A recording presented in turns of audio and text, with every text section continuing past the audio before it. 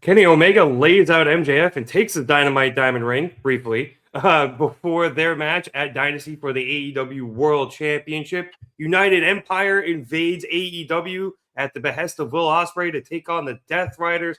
Willow Nightingale defends her TBS Championship against the returning Queen Aminata. Plus, the Rev and James are finally back together again. I've missed you. I missed you too. Let's start the show. Bang. Uh-oh. Yes, boy! French Toast is the exchange student that you have like a 3-week affair with. We can see that you don't have pants on. Somebody hit somebody with a pie. Do something.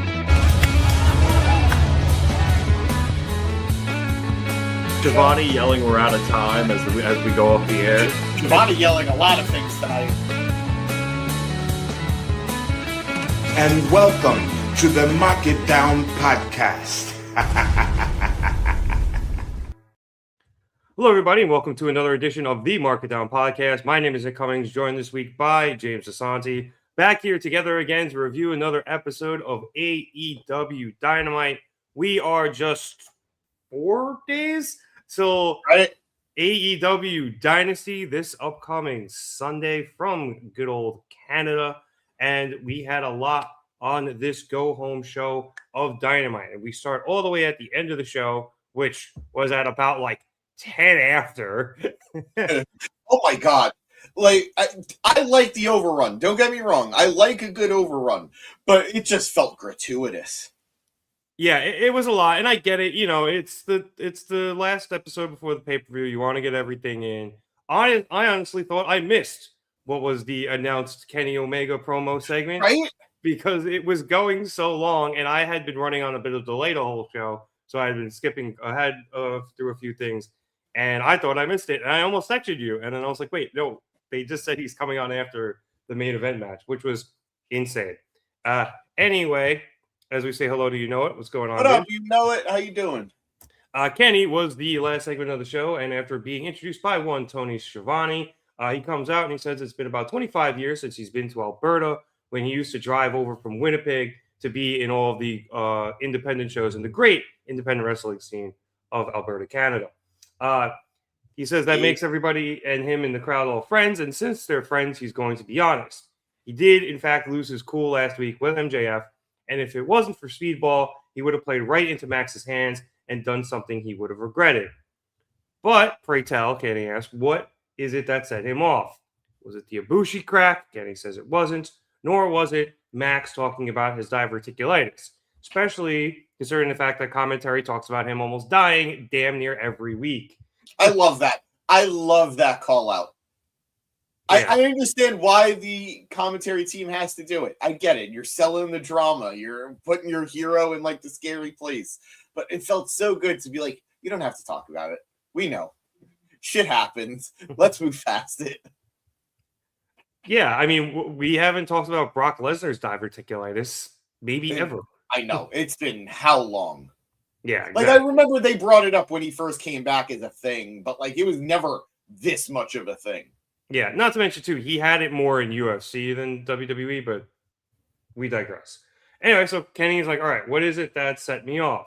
And then he starts saying that he was thinking about all the different names people have given him, culminating, obviously, with things like the Best Bout Machine and the God of Professional Wrestling. And he always felt those words were a responsibility to perform at his best every week in front of all of the people. He talks about how AEW in the beginning was a concept, a place where maybe eventually the best could wrestle and people could see something a little bit different. And that's what he's known for being a part of the beginning of AEW. But MJF, he's known for his mouth. Kenny says that he always lets people talk whatever shit they wanted because he knew that they wouldn't be able to back it up once they stepped in the ring, and he could rewrite the history in his image because that's what a god of professional wrestling does. So Kenny thinks it should have been MJF who was pissed off because all he can do is talk. He can never do what Kenny did in Japan, tell a story through the physicality of a wrestling match in a way that only Kenny and a few others ever could.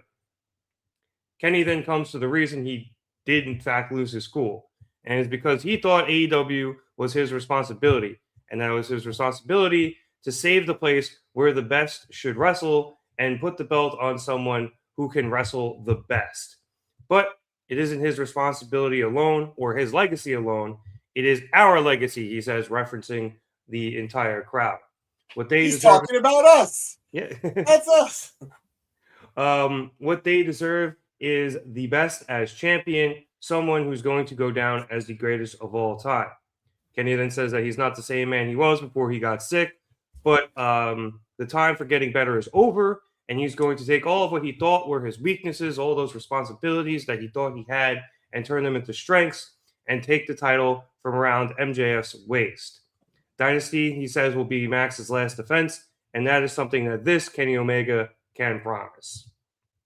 MJF's music then hits, and he comes out and he says that it sounded like Kenny said that he thought he was better than Max in the year of our Lord 2026. Kenny should be talking himself up, both to himself and to the people, because they're all scared shitless that it might be Kenny's last shot at the AEW World Championship. But they don't need to be scared, because it will be Kenny's last shot at it, because time is ticking on Kenny's career. Kenny then brings up their last match, when MJF defeated him to become the longest reigning AEW champion of all time, and where he also says he beat Kenny like a drum, and says that Kenny has been making the excuse that he was at 75% for that match. But with Kenny saying he's at 100% now and all of his doctors clearing him, what's his excuse going to be this time? That was pretty good. That was a pretty good line. It was. MJF says his favorite part about all of this is that Kenny is going to think, like everyone else, that MJF can't measure up, and then bring his best self to the ring and find out that he is not on the level of the devil. So come Saturday, he's going to beat Kenny, strike down the god as the devil ascends to his throne.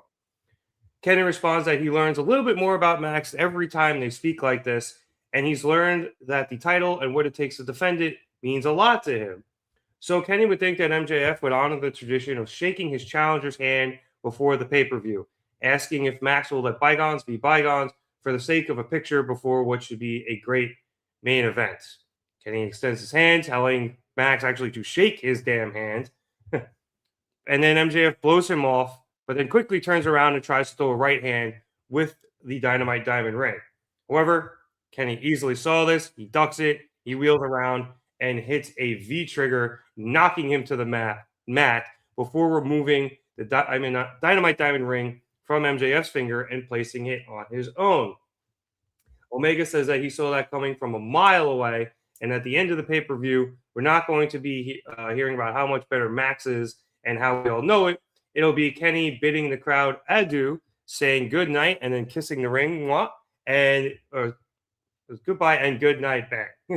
Kenny then throws the ring back at MJF before leaving him as he starts to come to and lying in the middle of the ring. So James, you mentioned like right before we got on that you thought this was one of Kenny's best promos in a very long time. Yeah. Despite its situation in the show, where it was situated rather in the show all the way at the end.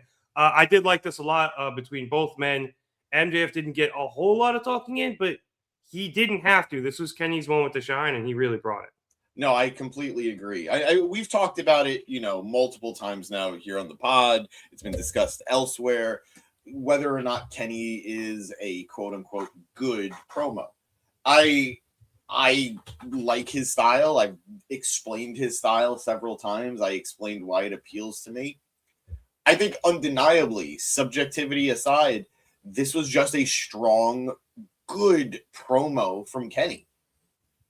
He explained what he needs. He explained what he's going after. He explained why he needs to do this. It felt so natural. It felt so fluid. This was a main event promo. This was a main eventers promo.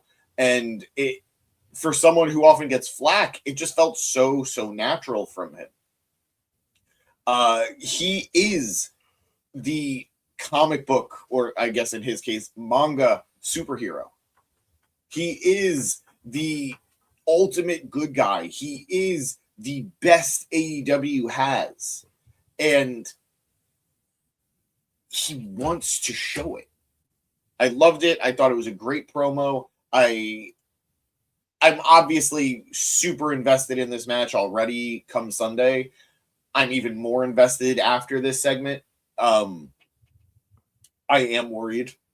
You know me. You know my theory. The theory of opposite momentum suggests not looking good for Kenneth. We'll see. No idea. I would love for that theory to be disproven come Sunday, but no matter what, this was great. MJF did his usual stuff, and Kenny said it a few weeks back. He said, after everything I've been through with Swerve, I'm not going to fall for your usual stuff. I'm not going to fall for your usual tactics. Like I'm not that guy anymore. And he has basically gotten, I don't want to say the better of MJF on every occasion, but he's absolutely not fallen for the traps. He kind of did last week. But and I like that. But even then, he was bailed out. You know, Yeah. We haven't seen an instance of MJF really getting one over on Kenny. So it's refreshing to see. This is I do have to disagree with one thing from Kenny, and I think it's something MJF said too in his rebuttal. MJF has been around long enough that we know he is a great wrestler. Is he a Kenny Omega in the ring? No, he's not, but there's only one Kenny Omega. Yeah. MJF, okay. Few live up to that status in general. Absolutely. Kenny mentioned. I personally, I think Kenny Omega on his worst day is still better than 90% of the wrestlers on the planet today. But beyond that, MJF is an incredible wrestler. We've seen it time and time and time again. He can wrestle any style against any opponent and have an incredible match. Whether or not you think it's the best or not, he has had one of the best of every type of match he's been in. He's had one of the best Iron Man matches of all time against Bryan Danielson. He's had one of the best, if not the best, Texas Death matches of all time against Hangman Adam Page. He's had hardcore matches like Blood and Guts that are super memorable. And he's had good old wrestling classics where he beats people with what is it? What did Headlock takeover? Headlock takedown. And he can do it all. So considering Kenny has wrestled MJF and he knows how good MJF is, that was the one part of the promo that I was like, this doesn't really ring true for me. Like, I'm not going to go into Sunday and be surprised that MJF can go, you know? It's always refreshing to see, but I'm not going to be shocked at it anymore. It's hard for me to get shocked at how good MJF is anymore. So I am very, very excited. Kenny with that ring looked good. Kenny in the suit looked good. And just an overall great, strong way to end the show, even though I don't understand why we ran so late. I like the fact that Kenny was in the suit this week, and then last week, while he was at the contract Full signing, gear. he was just in full gear. No, absolutely. I loved it. And yeah, I think both guys really, really delivered here. And MJF knows how to play the bad guy. Like, shocker, you know, like MJF knows how to be the devil to the god. So very excited for Sunday. There is something I really want to. I would love to, any last things you want to say about it. There's something I kind of want to segue a little bit to away from Dynamite, but MJF related. Sure. Yeah, I just was gonna say that I thought, like you said, Kenny did a really good job here, and I like the fact that MJF kind of made a joke about it. He's like, "You're doing a lot better, buddy. I can see the work you put into it." I like that a lot. I like seeing Kenny in the suit. I feel like we don't get that a lot. It just felt like he meant business, which is cool. I think what I'm looking forward to most on Sunday is, like you said, MJF is going to have a good match, but MJF is, much like Kenny, can be quite a chameleon in the ring. Yeah. Like you said, has some of the best of all those different match types that you've mentioned. So what do these two guys want to do? Yeah. That's, I think, the most exciting thing. Do they want to have like one of those New Japan style epics that Kenny would have with dudes like Okada? Or do they want to go off and do something on their own and make it like the most AEW possible match they can and try to establish their own type of match? If that's a thing, I guess there kind of is, but there isn't. Their own type of match is just epic at this point. I think we could expect something that goes at least 20 minutes, right? Yeah, like I don't think it's gonna go to an hour, but Yeah, I think we're probably looking anywhere from 20 to 30 minutes. I think 40 would be the maximum. Absolute top. Yeah, Yeah. absolute top. I not that like we've seen Kenny go long since he's come back from being sick. We know he can do it, but I don't think you need that from this matchup. Yeah, and we've seen him go violent too. That kid match, which was the first match he had back, Oh my was God, yeah. insane. So Absolutely. I still can't believe he did that. And I was just like, honestly, that match was so crazy that I was like so excited for him to come back to AEW, and then he did, and I was like, he looks a step slower than he did in New Japan. Well, we all know you just perform better in the Tokyo Dome. Yeah, buffs all your stats. Absolutely. It is absolutely known. I'm very much looking forward to this match on Sunday. It's gonna be great. One other thing I really did want to highlight and compliment, and I don't know if we were really going to delve too deep into it during the review, but I really, really love the vignettes AEW put out for MJF and Kenny. Yeah, I was going to bring them up as they came up, but it's probably best we discuss them now. I did kind of skip through them a little bit just because, again, I was behind. There was nothing groundbreaking there. There was nothing different, or you weren't learning any new information. But they looked very well put together. Beautifully put together. I found myself, while watching the MJF one, which came first, I found myself marveling at how much older MJF looks. And I don't mean that in a bad way, like, oh my God, he's aged. But I was there at the original All In, where MJF had the very first match in Chicago. Kid. And he looks like a baby. And this is and he was confident back then too, obviously, or at the very least, he knew how to portray himself as confident. But there is something about the man he's grown into, the man he's become, that is quite frankly awe-inspiring. This is a hard-nosed, hard-edged guy who's been through wars in that ring. And while I am obviously rooting for Kenny Omega, while I'm obviously always rooting for the babyface to take the title off of the heel, MJF deserves to be MJF. MJF deserves and has earned being the AEW World Champion. And watching the Through the Ages perspective that Dynamite put out, it's hard not to be proud of this kid. It's hard not to be proud of this exquisite, incredible talent. And as for Kenny, they highlighted so much of his New Japan stuff, his pre-New Japan stuff, and just everything he's done for AEW. And being essential to the creation of AEW. And I've made it well known that Kenny Omega is very responsible for like the resurgence in my love of professional wrestling.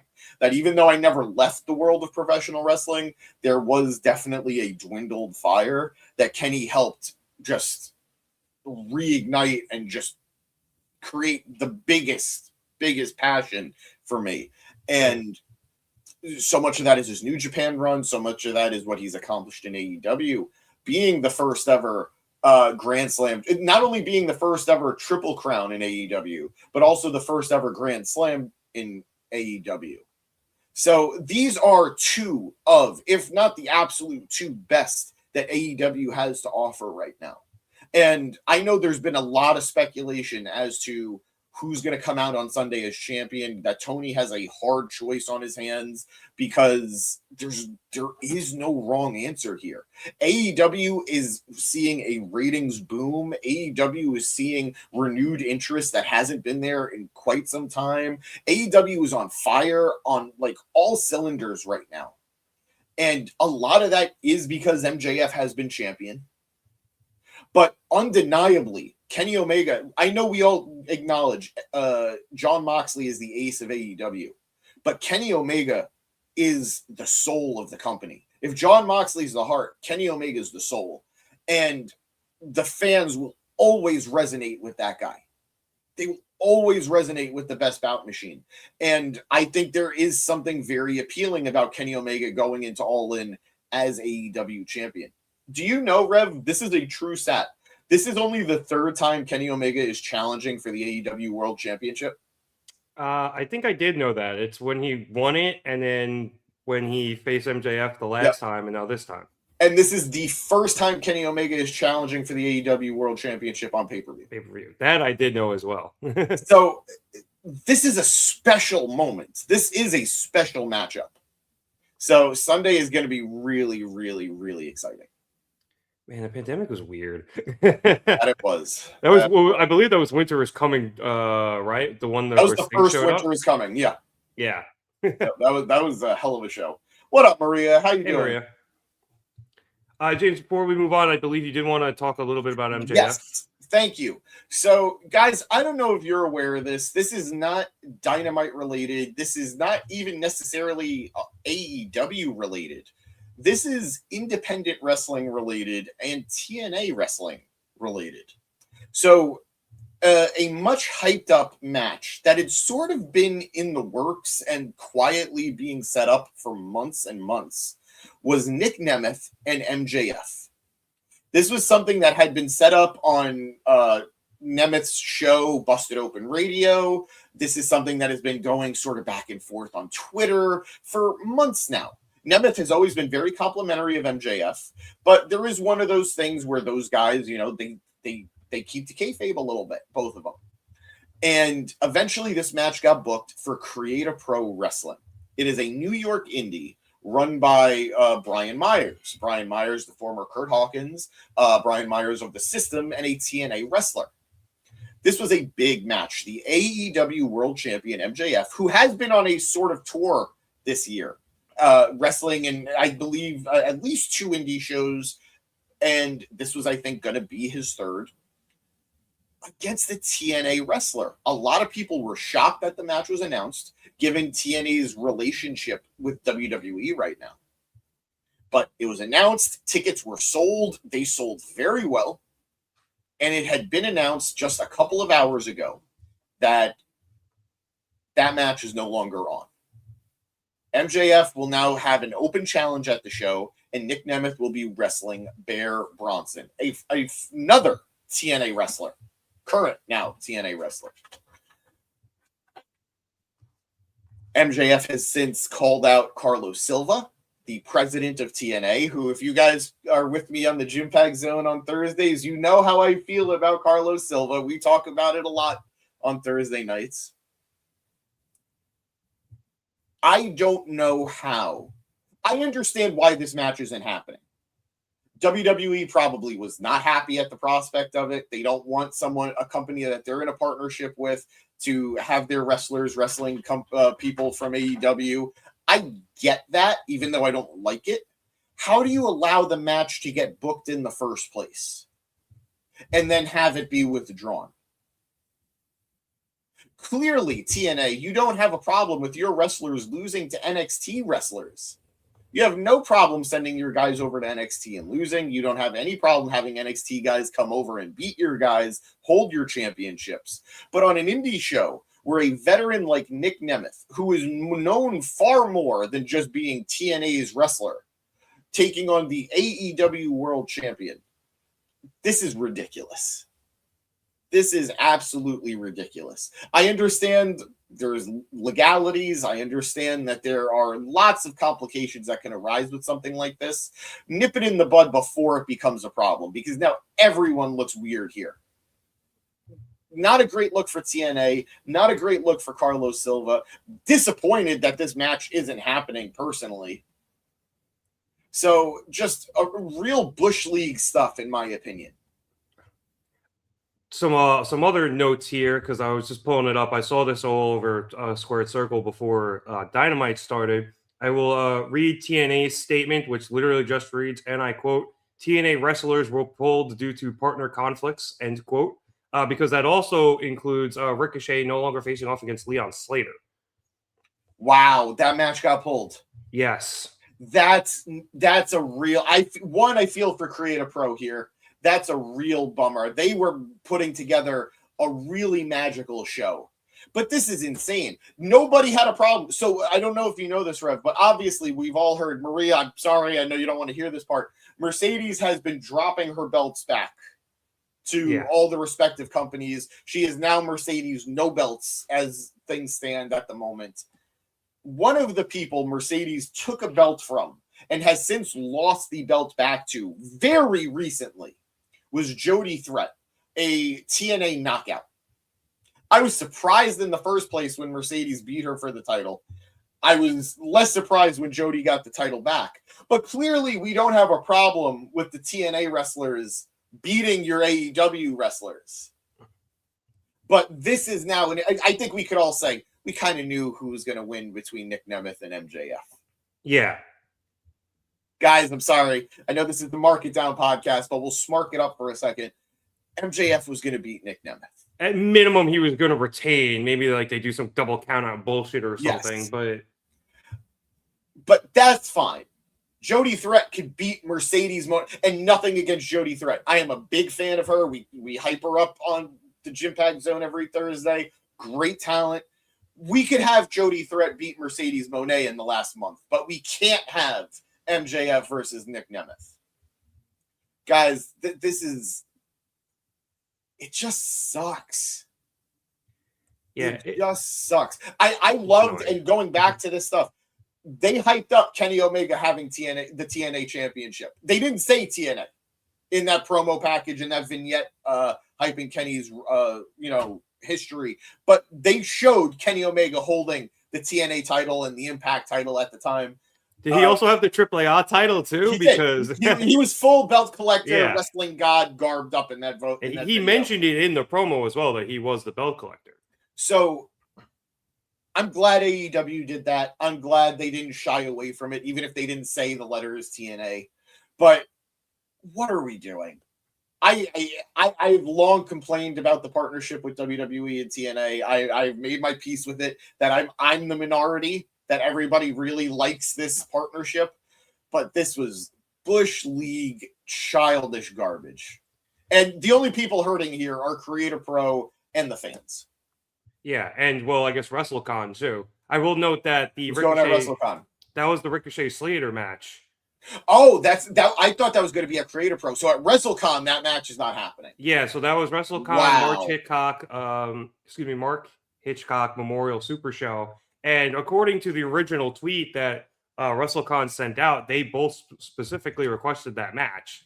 I mean, I don't know if that's them working or that's true, but either way, that was pulled. And according to Fightful, people close to MLP heard that Carlos Silva wasn't happy about AEW running Collision opposite TNA Impact last week, even though it was a Warner Brothers Discovery decision, as AEW has seemed to like the college basketball lead-in that the weekends have brought. So it seems like Warner Brothers, with the NCAA tournament running last week, that instead of putting on Collision following the Final Four games, they decided to move Collision to Thursday, and apparently Silva got a little salty about that, and that might be part of the reason as to why he decided to pull talent. It's a shame. Look, I remember back in the day, we were wondering why AEW was putting Collision on Saturdays, and this was when they were partnering with TNA a little bit. Kenny was TNA champion at the time, and they didn't want to not compete with TNA, but they didn't want to hurt TNA. By all means, put Collision on Thursday. See what happens on a weekly basis, guys. Let's see how that's going to run. But I don't want to dwell on it too much. I just thought it was a good time to talk about it because we were talking about MJF. But nobody wins when the companies decide to be petty. Nobody wins. And I have no illusions that we're ever going to get an AEW WWE partnership or collaboration, at least not any time in the foreseeable future. Who knows what'll happen in 10 years? Who knows, kind of thing. But you don't need to sabotage one another either. And Carlos Silva, I understand what your job is. You're trying to put TNA up. Like, you're an Anthem guy. You were put in your position by... No, he was. Like, it's not about him. No, I'm just laughing at Anthem in general. Yeah, like, he's an Anthem guy. He was put in his position to make TNA as profitable as possible. At some point in the next couple of years, expect TNA to be bought out by WWE. But this was just a petty move that did nothing for anybody. Yeah, it just screws a bunch of fans who really want to see some of these matches, which would have That been said, cool. guys, if you are in the New York area, I guess specifically maybe in the Long Island area, go support Creative Pro Wrestling. Go check it out. You're still getting MJF. You're still getting Nick Nemeth. Now you're just getting them in separate matches. So the more the merrier. Go support your local indie, or even if it's not your local indie, drive on down to Long Island, enjoy the show, let them know what you wanted to see, and appreciate what they are giving you. Yeah, as Max calls it, the most beautiful place on earth. And Creative Pro is where guys like MJF and Chris Statlander and I believe Little Nightingale and Anthony Bowens, a lot Dark of those, Order, some of the Dark Order guys too, yep, I think. Reynolds and Beaver Boys, yeah, they came up through Creative Pro, and I think even Remsburg too. So, you know, they do a good job, you know, training wrestlers over there. So you can, you know, support them if you're in the neighborhood. All right, let's get back on track here and hit up some comments really quick. I know Maria had one about the title match on Sunday, saying MJF is the right answer. Kenny is on the back end of his career. He's had his run. It's MJF's time, and still a lot of meat on the bone with him holding the championship at the moment. I leaned that way. I think that's probably what's going to end up happening. But James does have a point where you could have Kenny win on Sunday and book things fine, and it would still be an awesome run. I think no matter what, MJF's reign does not make it past All In. And if Kenny wins, I don't think he makes it past All In either. I would be less surprised. If Kenny won, I'd be less surprised if he didn't make it to All In. Really? You think he would win it and then drop it before All In? Maybe. Yeah, because if Ospreay, unless Kenny wants to be the one to crown Ospreay, but then you end up kind of with a face-face dynamic. I think you could get away with it in a match of that caliber where everybody would just be, we want to watch this match. We want to watch this match. And I've heard a lot of scuttlebutt about the fact that match hasn't happened on 2 continents now. For it to happen on a third would be very exciting. I don't think there's a wrong answer. It's just, what does the other guy do? There are obviously a lot of other factors. Swerve is going to come back into play at some point. Yeah, we haven't seen or heard from him since he lost to Kenny. MJF. I was going to say Hangman should be healthy by then. I know he's taking some time off, but I would be shocked if he missed All In. Yeah, I'd be shocked if he missed All In, but it'll be interesting to see where you slot him, no matter what. So yeah, I agree. I'm not going to be heartbroken if Kenny loses on Sunday, because you're right. MJF still could get a lot out of this title reign, but I don't think August is the end date and we're in April. So May, June, July, it'd be an extra 3 months of that title reign. Who knows? Yeah. Fernando, as we say hello to him, he's of the belief that MJF should hold the title all the way to All In and then lose it to Will. So you have that there. With an interesting question here. What would Bobby the Brain Heenan be in the company? I'm assuming he means AEW today. He would either be Don Callis or he would be on commentary, and either way, he'd do great. Beautifully put. Bobby the Brain is no matter what Paul Heyman would like to say, Bobby the Brain Heenan was absolutely the best manager, not only of his time, but arguably ever.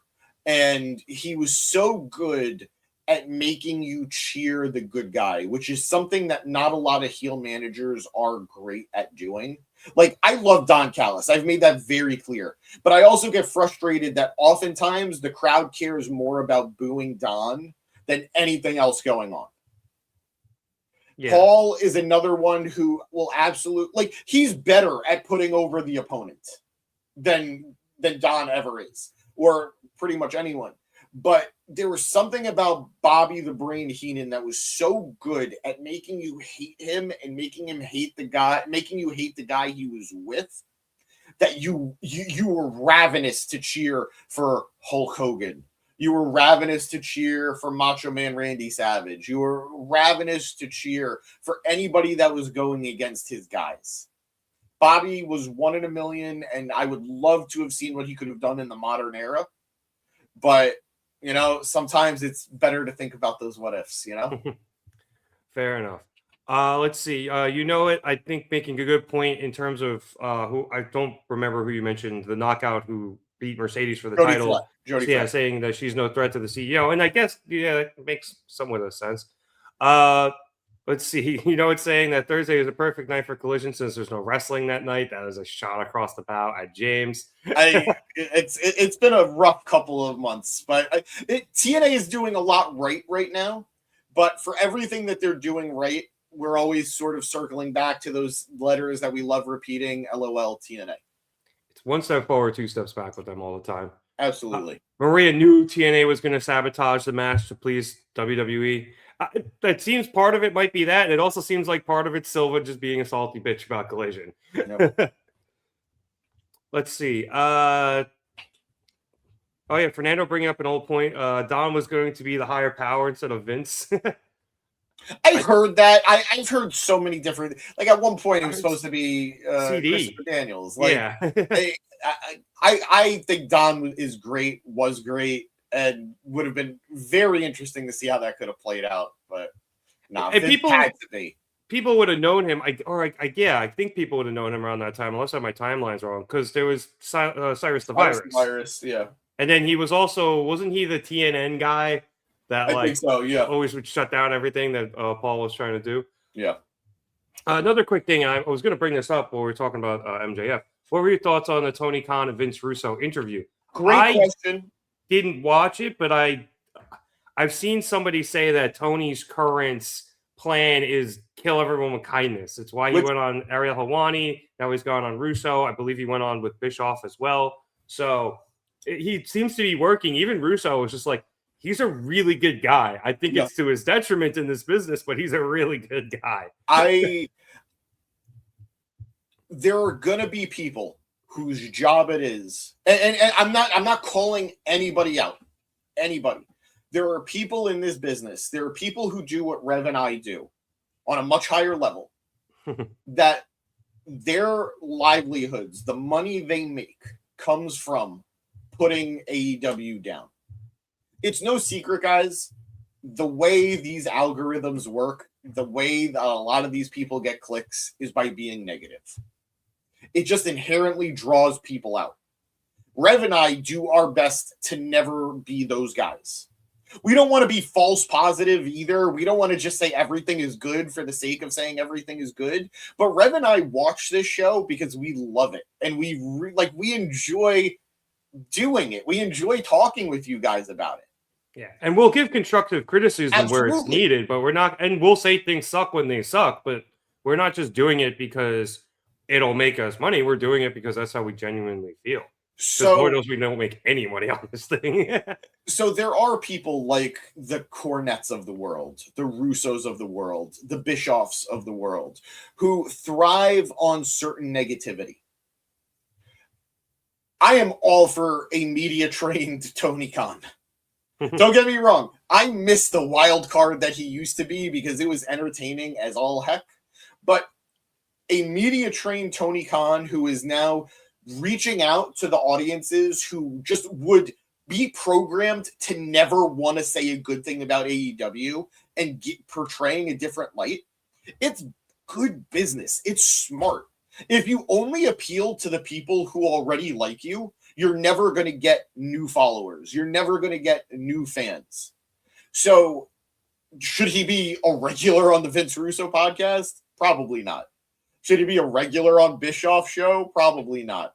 But making the odd appearance on Ariel Helwani, the odd appearance on Vince Russo, I would spend so much money for a Jim Cornette, Tony Khan conversation. I would, oh my God, the money I would spend to see that happen. So I think it's good for everybody. So I have only seen a little bit of the interview. I do got to dive a little bit deeper on it, but smart move from Tony. Good on Russo. Like, we know that he's just leeching on, but even Vince Russo was like, yeah, let me work for AEW. So why not? Honey works. Honey works. Yep. So exactly. Good question there, Fernando. All right, just a couple of more here as we say hello to Charles. Yep, we What got up, full Charles? team back. I'm healthy. James is healthy. Let's go. Or I'm mostly healthy. You can kind of hear it in my voice. I'm still. I'm never healthy. I was just way less healthy before. Yeah. Maria's saying Busted Open is also very anti-WWE as well. Bully Ray being a prime example of that. Yeah. And same thing. There's another person she mentioned. I'm not even going to give the guy the dignity of putting his name up on the screen. Oh, yeah. Yeah, no. Fuck that guy. I was tempted to mention him as a shill before, but I'm like, why would I do that? But yeah. And saying we don't drive AR cars to open our show. We'll never get into an AR car because it's just some dude in like the Philippines driving it anyway. Nothing against the Philippines, though. No, it was just that's what they testified in Congress. Yeah. All right, let's get things back on track here because we've only talked about one segment. And so we'll jump to the 40 minutes in, and we've only talked about one segment. All right, we'll start at the top of the show here. As we were being introduced to Dynamite by Excalibur, we immediately cut to the parking lot where Will Ospreay was attacking Jon Moxley. However, the Death Riders quickly came in, and he got overwhelmed. However, Ospreay was able to create some space, and then a SUV pulled up, revealed to be driven by Alex Windsor. And then the rest of United Empire came spilling out. So, for those of you who didn't see, I guess it was sometime last week, Ospreay went over to New Japan. He had a match over there. I didn't see who he wrestled. They didn't really mention it. He didn't wrestle. He was in Callum Newman's corner. It was both. Oh, he did wrestle too? He wrestled and he was in Callum Newman's corner. Callum Newman then became the youngest IWGP heavyweight champion ever. No, not only that. He's the youngest world champion of all time. Of any company. Damn. He's 23 years old. He won the IWGP Heavyweight Championship. I think the only person that I think Randy was 23, but I think Callum has him beat. Damn. So he was in the car along with Francesco Akira and Henare, who is a badass looking motherfucker. So they come out of the car. We got Death Riders. We got United Empire. They score off. Brawl begins. And with mostly even odds, Wheeler Yuta gets taken out in the parking lot. I don't think we saw him the rest of the fucking night. Well, all right. So can I say I turned it on just a second too late? Like I missed like the absolute beginning. And the first thing I see is Yuta basically like underneath the car. And I was like, holy shit, did Ospreay run him over? Like, somebody power slammed him into the power slammed him into power slammed him onto the car. But like all I saw, I went back and watched it, but all I saw was him down in front of the car. I'm like, oh my God, Will's taking things to a new level here. Anyway, this eventually spills out into the ringside area and the ring, led by Shafir and Windsor duking it out. They're going to be actually having a match on Sunday. And then the Death Riders and United Empire go back and forth until it's just Ospreay and Mox. Moxley is able to get in his chokehold and brings Ospreay down to his back. But Newman goes up to the top rope and Ospreay sees him. So he does that like flip over thing. And Newman is able to land the double stomp onto Moxley. So then he retreats with the rest of the Death Riders into the crowd. And Will grabs a mic and says that Moxley told him to use his head. So he did and rode over to Japan to enlist the help of United Empire. In the most chill way possible, I might add. Newman is doing his post-match presser, and Ospreay goes, actually, guys, I came over here to ask you a favor. I'm having a bit of trouble at work. And that's how he acts. Completely understand. Not wrong. Like in a very literal sense, he described what he's going through. Yes, but like understatement of the year so far. This guy's tried to murder me multiple times. I'm having a bit of trouble at work. That's a little light murder amongst friends. Will says they're now going to cause all the chaos they can with Ospreay challenging the Death Riders to a match in the main event. And then that leads to Chaos in Canada match or something later in the show, which was technically our main event. So it was United Empire, Ospreay, Newman, Akira, and Henare against the Death Riders. So which was Moxley, Claudio, Garcia, and Pac. And then also Shafir came out with the Death Riders again. Wheeler Yuta died. Sorry. Wheeler Yuta, who's growing the hair back. Yeah. He's not bald anymore. Well, I don't know if I don't know how long he's growing it back, but word is that he is getting married and he didn't want the long greasy hair for his wedding. Not that I can blame him. Yeah. So those 5 people, those 5 Death Riders were out there. Windsor didn't start out with United Empire, but she joined the fray shortly after, even though neither of the women were officially in the match.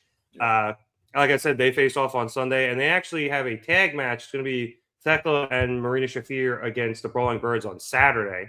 So, and then they disappeared during the commercial break. As I usually do with these absolutely chaotic situations, just some of the high spots here. Akira did a dive off the ladder in the ring to the outside onto a trio of Death Riders. Akira was probably like the workhorse of the match. Yeah. For his team at the very least. He's cool. I like him a lot. Let's see. Claudio caught a diving Hinare, and he was like, they had set up steps next to a table, and so Hinare dove off those steps. And he caught Akira, and Hinare stopped him.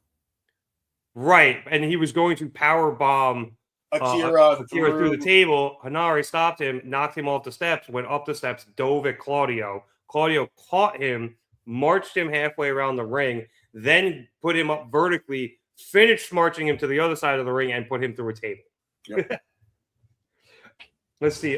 Garcia and Mox at the Dragon Tamer Stomp combo onto Will, but Akira broke that pin up. Ospreay and Newman hit some stereo Oz cutters, but Mox and Garcia kicked out of those. That was really cool. Hinare returned the favor to Claudio as we get towards the end here by hitting him with a headbutt as Claudio was on those steps, and then just driving him through the table. Akira tried to put Garcia through a table, but I am the table. It didn't break. And then Akira tried to do a splash, and he kind of overshot it. So the table didn't break again. It looked gnarly. Yeah. Like, I wish the table had broken, but man, that looked gnarly. Like, Garcia had to have been hurting way more there. Yeah. Banana. On the other side of the ring, Pac got stomped through a table by Newman, and that left Moxley and Ospreay in the ring together alone. So Ospreay went up to the top rope and did a flying nothing at Moxley, and Moxley countered that with a kick to the midsection, and then just started hitting consecutive paradigm shifts until Newman came in and hit him with a lariat. Ospreay then hit a hidden blade, sending Moxley through a table propped up in the corner, and then he and Newman pinned Moxley for the win. After the match, Ospreay grabbed Moxley and started putting in the double underhooks, looking like maybe he's going for the Tiger Driver. But Claudio came rushing in and pulled Moxley out to save him. So several times during the match too, did Claudio come to the aid of Mox? He did. Yeah. So James, this was a lot of good chaos, both at the beginning of the show and the end. As Will said, it was going to be chaos in Canada, and it indeed was. Not as crazy as the Mile High Madness we had a few weeks ago. But these Anarchy in the Arena light matches are a lot of fun. I love the idea of bringing in United Empire. I know they've been kind of teasing it. It actually happening here was really cool. I hope we get some sort of match with them and the Death Riders on Sunday, even if it's pre-show. I think that would be a really fun one to have. And Will's off fucking blood, man. So let's see what happens in this Continental match. There was so much about this match that I liked. Like I said, I thought Akira was the Iron Man, not the Iron Man, but he was the workhorse of the match. He was running around, making saves, making dives. If that table spot didn't botch the way it did, I think absolutely just MVP of the match for his team. Hinare is scary cool. So that was he's the one I was least familiar with coming into the match. Like, I've seen him before, but it takes a special kind of man to go face to face with Claudio and not seem small.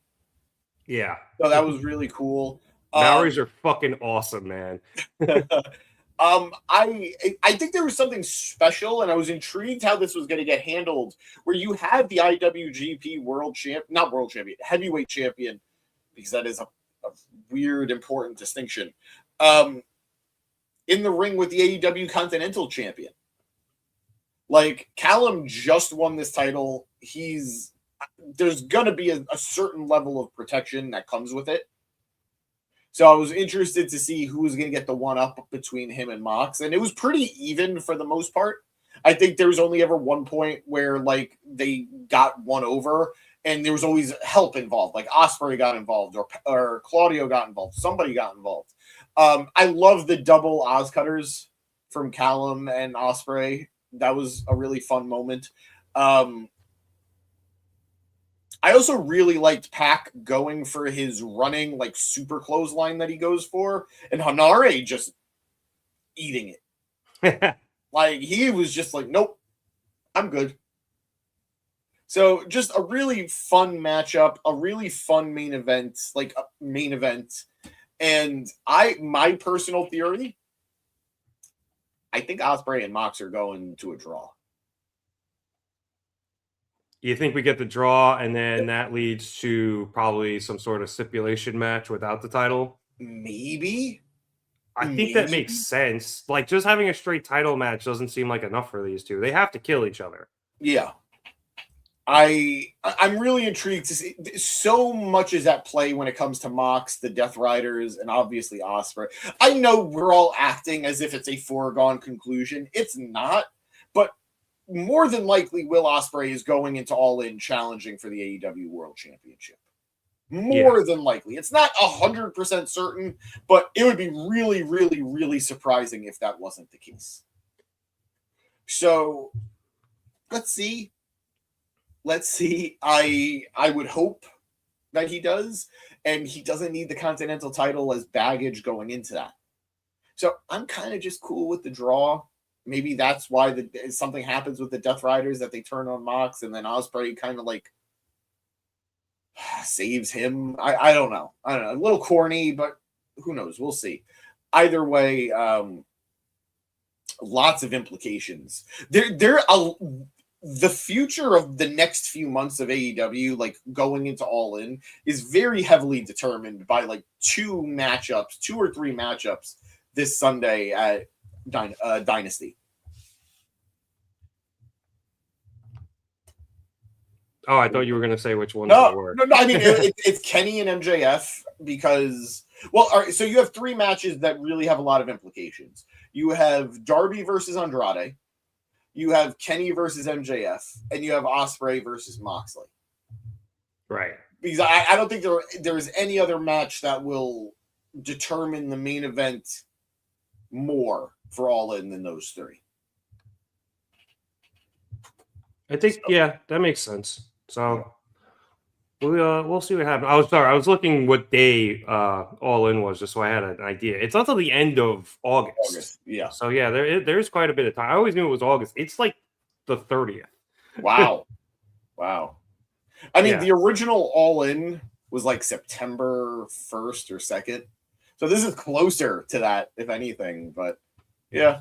All right, let's hit some comments before moving forward. All right, I got it. Let's see. Do you know it? Just a last comment on our previous discussion. There are companies that help YouTubers, and they told Cornette to be negative about AEW. He didn't start out negative, but the numbers won the day. He gradually got way more negative. You're absolutely right. He's also just a crotchety old man. Yeah. Great wrestling story and crotchety old man. And he said some fucked up shit about Kenny. Fernando, I'm assuming in reference to Newman, said that he's a stud and can't wait till AEW signs him in a few years. We'll see. I want New Japan to do well. I don't want them to just be the TNA to AEW's WWE. Yeah, no, I agree. There are some weird circumstances that surround New Japan. Right now, Japanese money is very, very low. It is just taking a dive in terms of value. So that's why we've seen a lot of people come to the United States because the dollar is so much stronger right now. Which is insane because it's not that strong. Yeah, but that much stronger. Yeah. I will never forget when I was in Japan last year. The dollar was tanking. And I was there for a week and a half. And every day I was there, my dollar was becoming less and less useful. I was pulling my hair out. But right now it's the opposite. So I'm rooting for New Japan. Yota Tsuji losing the title as quickly as he did is kind of a controversial move, but if you're trying to establish a nice playing field of main eventers, it was unfortunately necessary. So as far as Newman goes, wish him the best. Who knows what he decides to do? He seems awesome. And I should note that the pin for the finish of this match was both Newman and Ospreay pinning Moxley. Yep. So technically the IWGP Heavyweight Champion kind of has a pin on the... When is Forbidden Door? Eventually. Fair enough. You check that. I'll keep going. Yeah, I'll look it up. Let's see. Fernando saying that Windsor handled Marina pretty good. I'm looking forward to that match. It should be a good one. As is, you know it. Yes, he is. Fernando also mentioning the Brawling Birds have a very busy weekend. Good. I'm glad they do. I like them a lot. Yep. No specific date yet for Forbidden Door. Hasn't been confirmed. Let's see. You know, it's saying that we are all praying for Yuta's demise in case the character. Yeah, the character. Fernando, the table just did not want to break.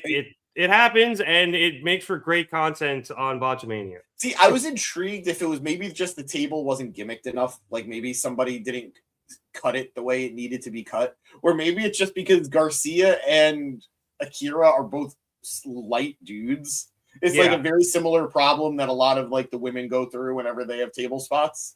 But yeah, that was interesting. I figured little column A, little column B. Maria saying, when the table doesn't break, just let it go. It looks terrible when they do it again, and it still doesn't break. See, I mean, I agree that it looks terrible the second time, but like you have to hope when you do it that second time that you're gonna actually get the guy through the table. Yeah. Like I don't think they think to themselves, oh man, it's not gonna break again, but I still gotta try to do something. I think it's just that's some shit luck, kid. Yeah. Maria saying your draw idea for the Continental Championship is a cop-out. There must be a winner. You don't put time limits then. They specified it's going to be a 20-minute match. Yeah. Not even an hour that most of the Continental pay-per-view matches go. This is specifically going 20 minutes. I'm pretty sure there are almost always 20 minutes on the pay-per-view. It was just the last one. Was it? Yeah. Well, that was no time limit on the last one because they needed a winner. Yeah. Yeah, but it's there for a reason, and this could be one of those reasons. Although Fernando saying Ospreay did get the pin tonight, maybe Moxley could score it. The theory of opposite momentum at play. Yep. See, Charles, Moxa stays a strong character out of every feud, whether he wins or loses. It's more on Ospreay and his road to all in the outcome of this Dynasty match. So, yeah, that's a bit of a decent point there, you know, like depending on what happens to Will. Maybe not just with this match, but with the feud is going to really show us how where he ends up for All In. Maria thinks that Alex versus Marina is going to surprise us. I think so as well, even though I think it's probably going to be on the pre-show, but it's still going to be really good. I think it was announced for the pre-show, unfortunately.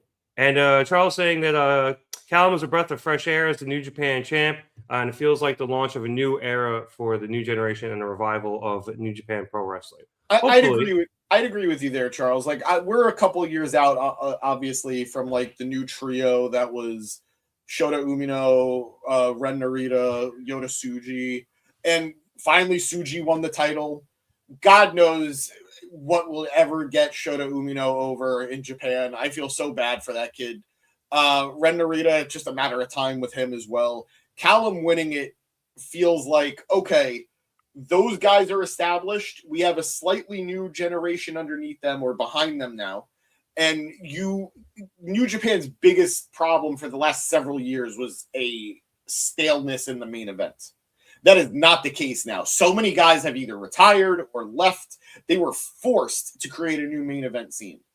You got to crown champions to do that. So Newman winning it is, again, controversial, but a necessary move. So very excited for the future of New Japan's world title scene. Yeah, and this is not the first time this has happened in New Japan. I think they have a pretty decent idea. I think the Ace will kind of figure it out as the president now, and they'll start building these new guys up, and in a few years, like Charles said, they'll be in a great position. Yep. All right, let's head back towards the top of the show. So after that brawl, we went backstage with that carny piece of shit, Don Callis. following the announcement that Kyle Fletcher is hurt. This was reported previously, but it's the first time they're mentioning it on air. And he was forced to vacate the TNT Championship. So Don relays that to us, and he also relays to us that the new champion will be decided in a casino gauntlet match on Sunday at the pay-per-view. Can I tell you, I took this as a personal loss. Like, it felt like someone I truly care about was the one who got hurt, and I heard that there was a medical issue. Like, that's how badly I took this news. Yeah, this really sucked. I am so bummed. Yeah. Fletcher was on a run, a real run. And obviously, one, you never want anybody to be hurt. We're wishing Fletcher a quick, speedy, healthy recovery as soon as possible.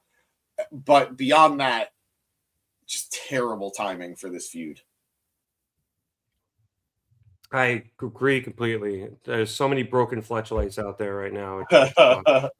And we were close to him being the record breaker for the TNT Championship too, which it felt like bummer.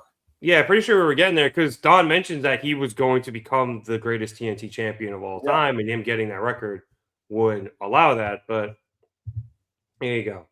Don also mentions that he was negotiating Proto Kata versus the Young Bucks for Sunday, but obviously now that is off too.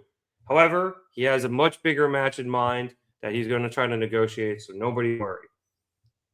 Anyway, he then brings up the fact that everyone keeps complaining that we haven't been able to see Takeshita versus Okada, and he says he doesn't care because he's the one who calls the shots. I mean, I respect it. I respect just the boldness of saying, I have no intention of giving you guys this incredible match. Yeah.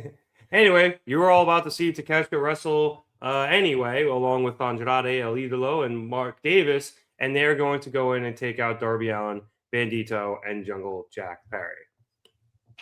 So that was that. Do you have somebody you want to see win the TNT title? Like, do you have somebody that's like, you know what? Put the title on this guy right now? I mean, Ciampa seems like the obvious answer, and we'll get around to him later, but I don't know, make it a surprise. Like, I would love that. I would love that, yeah. Like when Dustin won it, you know? Like, we just randomly got a Dustin reign, and the TNT title is the title to do that. I have a dark horse who I know it's not going to be, but I would love to see it. I would love for it to be Bowens. Interesting. Didn't he had a title match? Did he face Moxley for the Continental Championship? Maybe it was an eliminator. All right, that was like early, I think, in Mox's. Bowens had a big match last week. I could be tripping. Yeah, it was on Collision. Yeah, I'm not entirely sure. Anyway, yeah, no, I think that Casino Gauntlet match is going to be fun, and we'll discuss it more later when we get to the Ciampa Máscara Dorada match, because when it was announced that Fletcher got hurt, Tony also announced that those two would be facing off to get the #1 spot in the Casino Gauntlet match. Maria saying maybe Kevin Knight should win the TNT title. You know what? Mark Davis. So I saw somebody on Reddit say, now that unfortunately Kyle's gone, this is Mark's moment to really sort of like push himself, see if he can thrive without being in Fletcher's shadow. And I saw somebody say, just lean into it. Just have him start dressing like Fletcher. Just have him like use Fletcher's gear, but like not alter it like it's his gear. Just straight up use Fletcher's gear and just not fit in it. Just like very tight.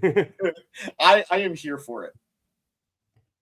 All right. It's saying that Davis has earned it with his work. I think so as well. I think so too.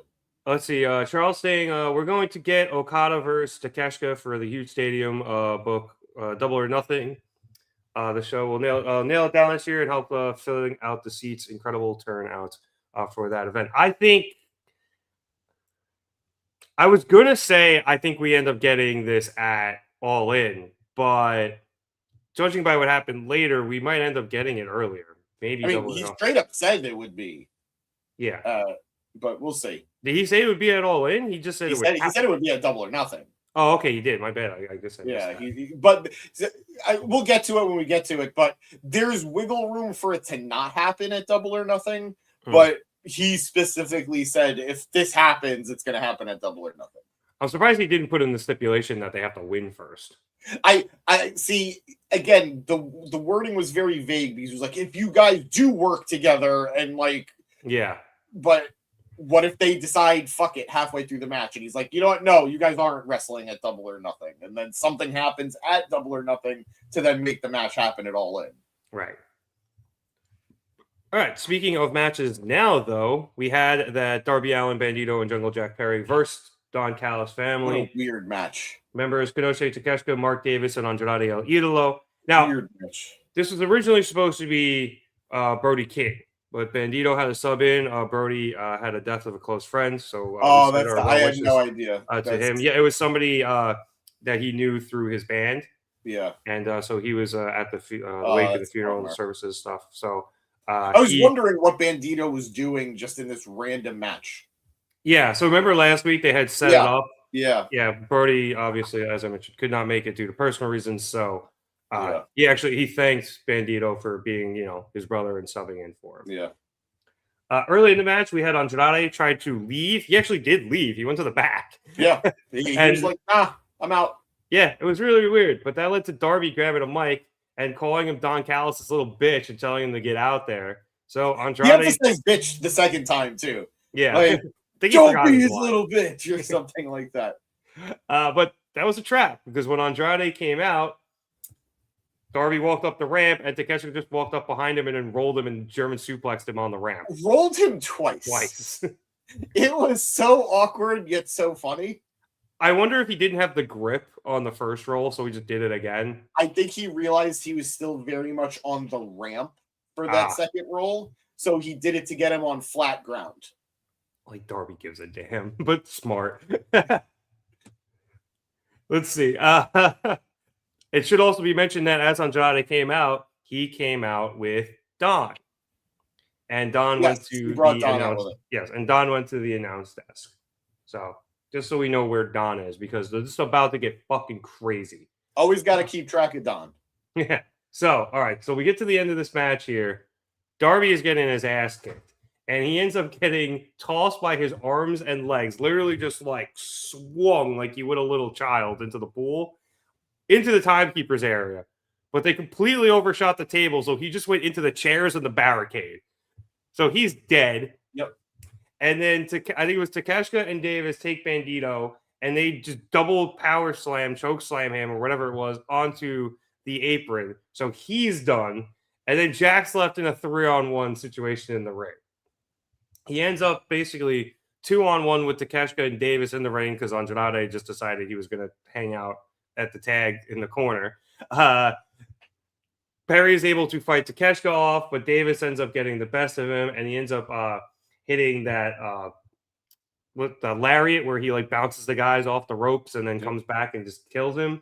And as he is doing that, Andrade tagged himself in. So once Davis was finished killing Jack, Andrade hit him with the DM, and that was the end of the match. So, do you want to talk about the match real quick before we get into everything else? Because it's chaotic. Yeah, the match itself, it was fine. I don't think it was bad or anything. It felt like everything was happening to just serve the story for later. Yes. I think it was a combination of that and while it was good, it was also Brody not being in it probably didn't help the match just in terms of the story. Because as you mentioned, like it was kind of weird that Bandido was there. It made sense that Bandido was there in terms of him and Brody being close, but Bandido hasn't really had a dog in this fight, at least not too much outside of some beef with Andrade. Yeah. So who ultimately got the pin? It was Takeshita, right? No, it was Andrade. Andrade hit the DM and he ended up pinning Perry. Which I found interesting because going to Charles' comment, it feels like that then sets up Andrade versus Jack Perry at some point.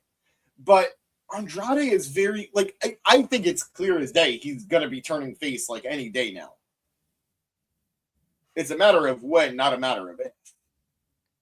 Yeah, I would think so. I mean, or at least, yeah, just to break away from Don. Like he's made it very clear he's not happy with the things that are going on with the Don Callis family. He's getting over with the crowd. It feels like the babyface turn is just coming, and he's probably going to feud with the Don Callis family because nobody ever leaves. You're stuck for life. Yeah. But I interesting choice to have Jack be the one to get pinned. I understand why it can't be Darby.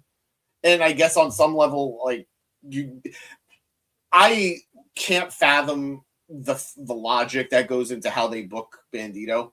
Take the ROH title out of it. It's just this man was on the run of runs last year, and it feels like he's an afterthought this year.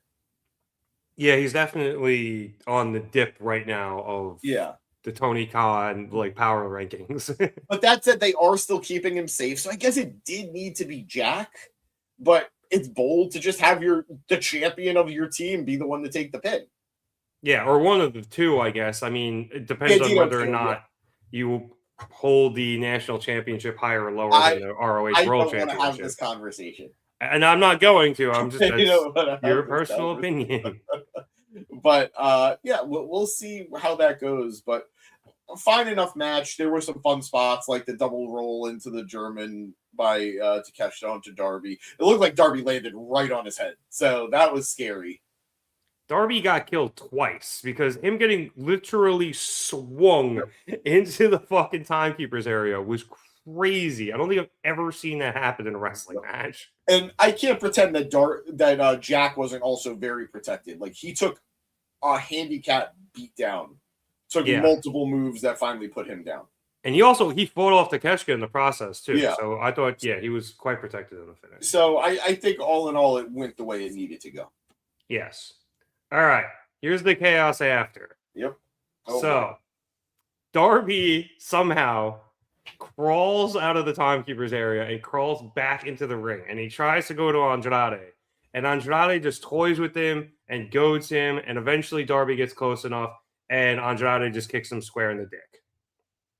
So everyone is just dead on the good guys team, and Don decides it's safe to come into the ring, so he comes in and he goes after Perry for some reason and starts gouging at his eyes. So then the Young Bucks music hits, they come out, and they start clearing house. And they're super kicking everybody. And like almost every member of the Don Callis family comes down, and they all eat super kicks. Archer gets one. After Davis and Andrade got one, Archer got one. I think Hichisado came down and got one. And El Clone came down and got one too. So everyone's getting super kicked. And then they BTE trigger Davis. They finally get Takeshita, and they try to set up for the TK driver, but Takeshita kind of squirms around a bit and delays Matt from getting him properly set up. And that allows Kazuchika Okada to come down, and he pulls Nick off of the apron before hitting him and throwing him back in, and Takeshita takes Matt out back in the ring. So then Okada and Takeshita are in the ring, and they just take turns stomping a Buck out in an effort to try to, one up the other. And that leads to them getting to each other's face, which leads to a shoving match, and then they full-on come to blows. I think maybe not for the first time, but we haven't really seen them brawl like this yet. Eventually, El Clone and Hichisado get up, and they were able to break them up, and they pull the two out of the ring, and they're trying to get everyone to calm down. And then suddenly the Rascals just appear out of nowhere in the ring. Thank you for saying it the way you said it, because I felt that they literally just teleported into the ring. The poof of smoke. Yeah. So they come in, and them along with Bandido, so it's Wentz and Xavier, they hit Stereotopes with Bandido and take out the majority of the Don Callis family that's on the floor. The only person they don't take out is Okada, who then flips off Takeshita and laughs in his face and tries to leave. However, he's facing Myron Reed on Saturday for the International Championship. So Reed is still in the ring, and Okada doesn't notice, and Reed goes over and he hits him with a tope suicida and takes him out. And then I think the Rascals and the Bucks kind of stood tall in the ring. I don't know what happened to Jack and Bandido and Darby, but I guess they were eventually okay. But they cut pretty quick after this. This isn't about them anymore. Yeah, this was a lot of moving pieces. It was very chaotic, but it was a lot of fun. It was. It was. I'm a sucker for the Rascals. You know that. I'm happy for them to get any TV time, let alone look good on TV. And granted, they're not used as much as I'd like for them to be used, but when they are used, they typically look very good. Yeah. So that was fun. They mentioned a lot. Excuse me. Reed is undefeated in singles matches since joining AEW. So until he faces Okada. Yep. And you have to build challengers somehow. Yep. It's so funny because like I look at this drama between Okada and Takeshita, and it's like, can you imagine if they were on the same page? Can you imagine if those guys were like, you know what? Let's just be a team. They'd never lose the tag titles. Yeah. They would go undefeated forever. I'm very excited that feels like it's finally coming to a head. We're finally going to get that matchup, whether it be at Double or Nothing or at Allin, a couple months after that. But at the rate they're going, it feels like it would be very hard to drag it out to Allin. Por que no los dos? Yeah, unless you do the rematch, of course. But like, I don't know how you could just drag it out to Allin without them having locked up once. Yeah. Looking forward to the Rascal stuff. The Bucks, I feel bad for them. They got I feel like they just had this banger of a match against FTR, and now it's just like, okay, you're doing something. Yeah. I mean, look, this is one of those matches almost kind of similar to the FTR match where the build isn't ginormous. Like it's not really not that big. And it's not even the build they wanted because it was supposed to be Proto Okada, and obviously Fletcher is out now. But you're still getting you're going to get a good match. What was Takeshita going to do if we got the Proto Okada match? That is a good question. I was wondering if we end up getting some sort of Rascals versus Don Callis family match, maybe on the pre-show. I don't even know what the pre-show really looks like, so I don't know if there's already. I know we're getting Marina versus Windsor. Yeah, but that's it. That's all I know. So I'm sure there's a one or two more. I bet it's already on Wikipedia and we can go look. But that would have been my guess. But now I really don't know what. I don't know what he would have done. But now maybe he might have gotten involved in the Proto Okada match. Maybe. Yeah. Like maybe to try to help Fletcher, like whatever it was. But now and I feel really bad that Fletcher, I feel like, was really going to be the catalyst to this whole Okada Takeshita feud. Now he's not even there. So the only pre-show match announced so far is Windsor versus Shafir. And I'm just going through the other matches, and then it gets to the Casino Gauntlet, and it says Tommaso Ciampa versus All. Yep. I'm like, okay, he's just wrestling the company. Oh, that was good. Let's hit these comments real quick. Yep. Let's see. We got a lot of stuff here. Fernando saying a returning Bobby Lashley could win the, I'm assuming you mean Casino Gauntlet match. The Hurt Syndicate are back. They announced they were back on Collision last week. They have a match for a fourth. Yep, and they are open for business, and they have a match this Saturday on Collision. I don't think they said against Doom, but I'm sure whoever they're facing, they will hurt them. I think we could all agree the best option to be the fourth member of the Hurt Syndicate would be MJF. And they just don't acknowledge anything that had happened prior. Like, this is the first time they interact. Let's see. Charles saying we could have Lashley or Hologram as the TNT champion. Lashley versus Ciampa feud would be awesome. And it would be a tough one. I don't know. I kind of feel like I would like it. And the other part of me is just like, that's a very big guy versus not as big guy. Yeah. So, and Hologram, I don't know. Like, if he was healthy, yes, but we haven't seen him in a minute. So, let's see. Fernando also saying Kyle O'Reilly or Jay White coming back and winning the title would be nice. Kyle, all right, bad news for all you guys, all you cool Kyle fans. Kyle is also now dealing with a legitimate neck injury. I think it's going to be a good long while before Kyle comes back. And I don't know what the Undisputed Era guys did. I don't know who they pissed off. But when the last man standing is Roddy, oh, it's sad. Yeah, and he got his ass handed to him tonight. And he did. Let's see. Charles actually just wants Jay White as the world champ. You and me both, brother, but we got to get there first. I would just like him back. He doesn't even need to win a title right now. Just be back, please. Yes, get the Bang Bang Gang at full strength. Oh, my God. You know what's saying? Andrade is slowly turning into Aaron Rodgers. Every time I see him, he does the discount double check title thing. Maria thought the match was solid. Considering the circumstances, I thought so as well. Yeah. Andrade will elevate any title. I think he's capable of it, yeah. Yeah, obviously. Jack Perry needs a challenger to continue to improve and to grow to the main event scene. I see what you're saying. I think Andrade is above the national title. And he's been talking a lot about wanting to go for the world title. Yeah. I mean, he's got basically what's going to amount to a number one contenders match. I don't see him getting the national title anytime soon. I agree with everything you just said, but it does go back to the comment that Andrade could elevate any belt that he's holding. Well, and he could. It would be an elevation of that belt, but I agree it's not the belt he should be going after. I'd almost rather see him win the TNT title. Yep. But I don't think that's happening. I don't think he'll work double duty for that match. Yeah. Maria saying that she doesn't think Andrade would be a successful babyface. He is a natural heel.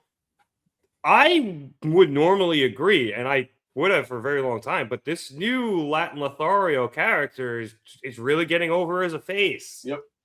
So the rule of cool always applies in wrestling. Yeah. The guy has been having banger after banger, and he looks like he's having fun while he's doing it. Inherently, the crowd is just cheering him. I'm a big believer, don't fight against your crowd. If they want to cheer somebody, figure out a way to turn that person face. Yeah. It doesn't need to be forever. Let him have a 6-month face run that he can turn heel again. It also doesn't even seem like he really needs to change anything he's doing to be a face as well. I obviously stopped kicking people in the dick, but hell, Eddie used to cheat all the time, and we cheered him anyway. Yep. So, you know, to quote Andrade himself, okay, how you know? It's saying no dinosaur, no problem. Yep. Yeah. Hopefully he can get better soon. Yep. Maria thought the ending was really weird. I think it absolutely was. Yeah, and I saw somebody mention that they thought they did a good job of setting up for Collision, along with kind of setting up for Dynasty as well with all of it. So it was a lot of moving parts, and it set up a lot of things, but I could see why it could be slightly confusing. Yeah, to say the least. See, Charles saying Andrade may go the Swerve or Hangman route, or Mox as a face heel. That would be awesome because his gimmick is resonating. Yeah, he could just stay tweener too as well. Pretty much do whatever you want with Andrade, and I think it's going to work. Oh, I double clicked there. Maria asking, is Myron Reed better than Trey Miguel? James, that would be your department. I think from an in-ring standpoint, the fact that Myron is younger, I think that he is capable of some pretty impressive feats. I think he's a better high flyer than Trey, but I'd say maybe Trey is a little bit more well-rounded. All-around package of a wrestler, Trey is a little more developed. I think he's got a better handle on his character, especially when he's a heel.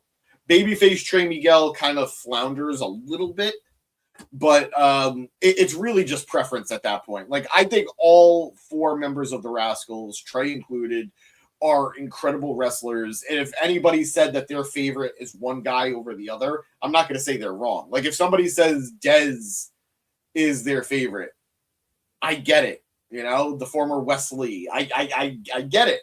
If somebody says Zachary Wentz is their favorite, I get it. All 4 of them are great. It's just pick your poison. Which one do you like best? Yeah. All right, so, it was Charles that said that he thought it was a great sequence to promote the Collision match. Thank you, Charles. Yes. Let's see. The storytellers in the match, the Young Bucks, are the perfect opponent to trigger the breakup of Okada and Takeshita and give us an iconic match. Yeah. I concur. Yep. Well put, Charles. Fernando, I haven't watched either yet. No spoilers, please. I'm behind on both. I gotta watch Daredevil. I gotta watch Shadow Lord. Shadow Lord looks amazing. The animation is incredible. I love the Clone Wars animation, especially what it turned into by the time they came back for the final season. What that turned into with Bad Batch. This is like the peak of what that animation has become. Yeah. So great. And Daredevil. I mean, let me just say to all you people out there that are like, "Oh my God, Born Again! It's not as good as the Netflix show." It's two different animals, but by God, is Born Again really, really, really good. Stop hating people. Come on. I never even finished any of those Netflix shows, so I don't even know if I can watch Born Again yet. You can, but go watch the Netflix shows. I know. Oh, I got it. Oh, well, they're all on Disney. No, they're on right? Disney. Okay, all right. Yeah, I don't really have an excuse. Maria says Undisputed must have done something to Danhausen. Well, Danhausen did debut and curse Adam Cole in AEW, so you're not wrong. Son of a bitch. She also says don't do to El Ídolo what WWE did to Tiffany Stratton by turning her baby face. The difference is it wasn't a natural babyface turn for Tiff. People liked Tiffy time, and if I may be just blunt, she's a beautiful woman. People were into that, but nothing about her character was leading towards her being babyface. Andrade has been leaning babyface for a while. Yeah. But anyway. Let's see. Cracking some jokes on Cody's expense here. Only he's allowed to completely ignore the crowds. He just threw a belt to them as compensation. Except for that one time they threw it back. Yeah. Very ECW. All right. Let's keep it rolling. After this, we had a kind of a weird interview with Doc Samson. And Vince felt like they needed to address the fact that people were like making fun of the fact that it's like apparently HIPAA laws aren't a thing. Yeah, and I get it, but it was weird. So unnecessary. No Renee tonight, by the way. Yeah, we had Lexi. Yeah.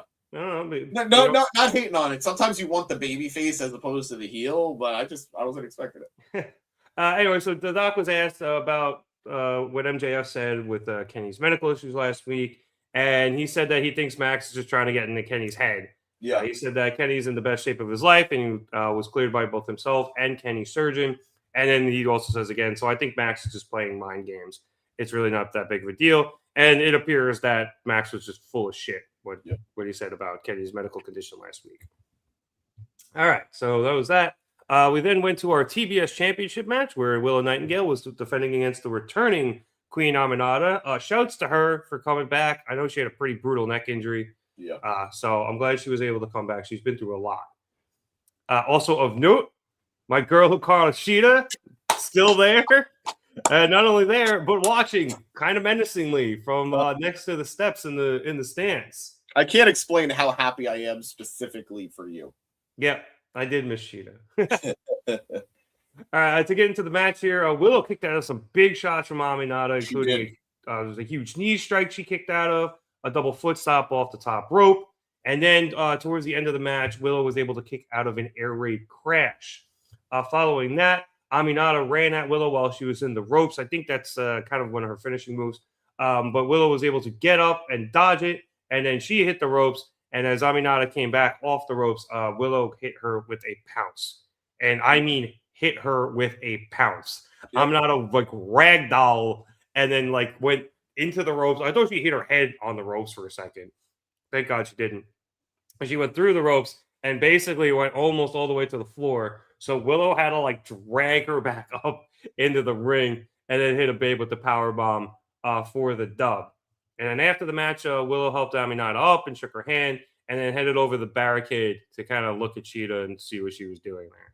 Yeah. So like I said, James, this was fun. Very hard hitting. Aminata was really good in this match. And it seems to me, from what I saw last week of the Cheetah match and now this week with the Aminata match, they're really building this Willow, being the comeback kid here where she's just taking all of these beatings. A fighting champion. Yeah. But she's taking all these beatings and then still finding a way to pull it out in the end. I like it. I don't want to say it feels forced, But I'm a little intrigued by this. Like, she did it last week with Sheeta. Yep. She's now doing it against Aminata. Both women that are returning, and both women that do have, let's be honest, very strong fan bases. Aminata a little less so, but she has a passionate fan base considering her placement. Yeah, she has a small but passionate fan base. Yeah. Anyway, so I'm intrigued with what they're going for here with her. Like all fighting champions storylines, it always ends eventually in defeat, and it always ends with them going down swinging. Like the best example I could think of in recent history is Orange with the Continental title. Oh, wasn't that the international title? Yeah, international title. I'm sorry.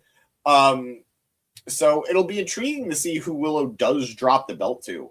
Like she's got a little bit of the K-tape on. Her chest was chopped to hell at the end of that match. Oh yeah, she posted a picture after. Yeah, she's got a lot of blood blisters. Yeah. So let's see. It could be Sheeta. I don't know that I would have it be Sheeta, but I feel like they're positioning it to be Sheeta. But what if it's heel Sheeta? We're saying it's coming. Is she not a heel? Not yet. I mean, she hasn't really fully turned. She didn't take Willow out with the kendo stick last week. Wasn't she a heel before she left? Not really. I mean, they've been kind of, every time she comes back, they kind of tease the fact that she's going to turn heel and take someone out with this just kendo pull stick. The goddamn trigger. And then she doesn't. Probably because she's just not really around as much as she used to be. Yeah. Her being on in consecutive weeks kind of leads me to believe that she'll be kicking it for a little while here. Oh, so your lips to God's ears. Maybe she gets a TBS title run, and then when she drops it, she wants to take another break. Then go ahead. Yep. But I would prefer if she didn't. Some other comments here. Maria saying that Sheeta should be the one who took out Tony Storm. I think that'll depend on how long Sheeta's staying and when Tony gets back. Yeah. Charles mentioning that AEW keeps itself established as a sports-first company. So the doctor angle, they went and nailed it there. I'm glad it worked for you. I'm glad it worked for you. I understand why they did it, and I think that's a very good way to think about it. So good point there, Charles. He's also excited that the TBS division is growing. I agree with that as well. I feel like we could use more of a TBS division as opposed to them just kind of throwing random people at the title. Yeah, that'd be nice. Let's see. Maria, I love Queen Aminata. I'm very excited to have her back. She should win the TBS title eventually. I agree. She seems like the perfect person to have the TBS title at some point. She is more likely. I don't disagree, but she is more likely going to take the ROH Pure title off of Deanna. Oh yeah, there's that as well. That feud never got to happen. Yeah. Yeah. And she did say eventually. So that doesn't have to happen right now. Yeah. Also, what up, Danny? Damn. Oh, bro. Hope you're doing well, man. I know you're on the West Coast. I hope you're having a fun time. West Coast bump. West Coast. All right. Yeah, we know, it's estimated 9 months, but but we'll see. Still never got confirmation on any of that, but hey, we're not going until we see baby pictures. If there is a baby at all. Yeah. All right.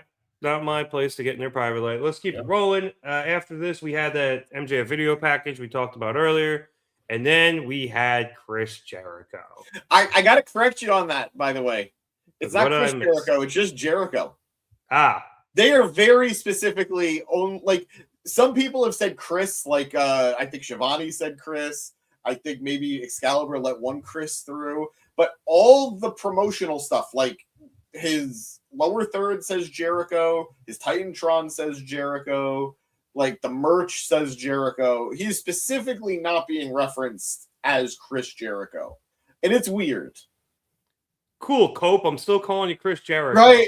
Thank you. Like, I still call him Y2J on occasion. I know. I almost don't, just because I feel like that's almost limited to a certain gimmick. But if I'm at a show and Jericho's wrestling, I'm chanting Y2J at him. I do not care. We got a full-on Jericho chant tonight. I can't remember the last time that happened. It's Canada. Yeah, true. Bizarre Right. world, Maggle. Anyway, so he comes out and he says that he meant it when he said he was back home last week, adding that, call him CJ, adding that he's going to make it official right now by signing his new AEW contract, very close to where he had his first match. He says he took a lot of risks that night for his first match and his career, including joining up with AEW when it started. But it's been growing week by week by week, and he's happy to have been a part of it since the beginning. AEW was a risk that paid off, but not every risk did, as he admits he's had some stinkers. Thank you, Chris. We appreciate it. But he did it all because he loves pro wrestling. It's why he got in the best shape he could for his return, and it's why he doesn't care if he's opening the show in the main event or not on the show at all. He's going to give everything he has because he has pro wrestling, and he loves this company.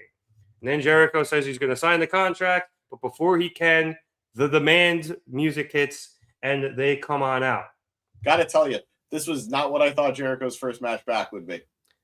No, but it works. It works. It does work. So Ricochet starts by insulting Canada because, of course, and he says it sucks. Also, when he said that he was from Las Vegas, I thought, oh, buddy, don't. But he didn't.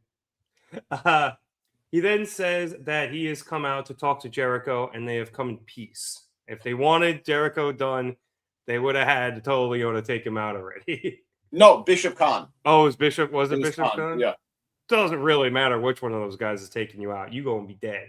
I buy it either way. Yep. I buy it either way.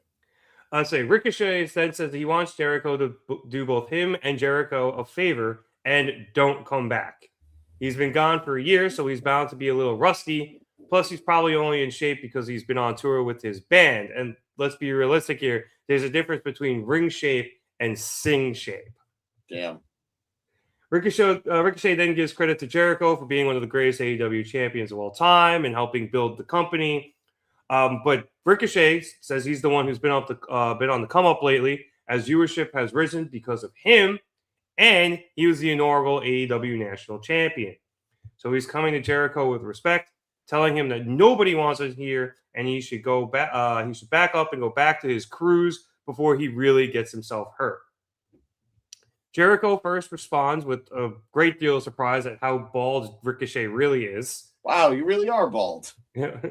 Before saying he does respect Ricochet, and he respects him for helping him realize that he really doesn't give a shit what Ricochet thinks, and he signs the contract.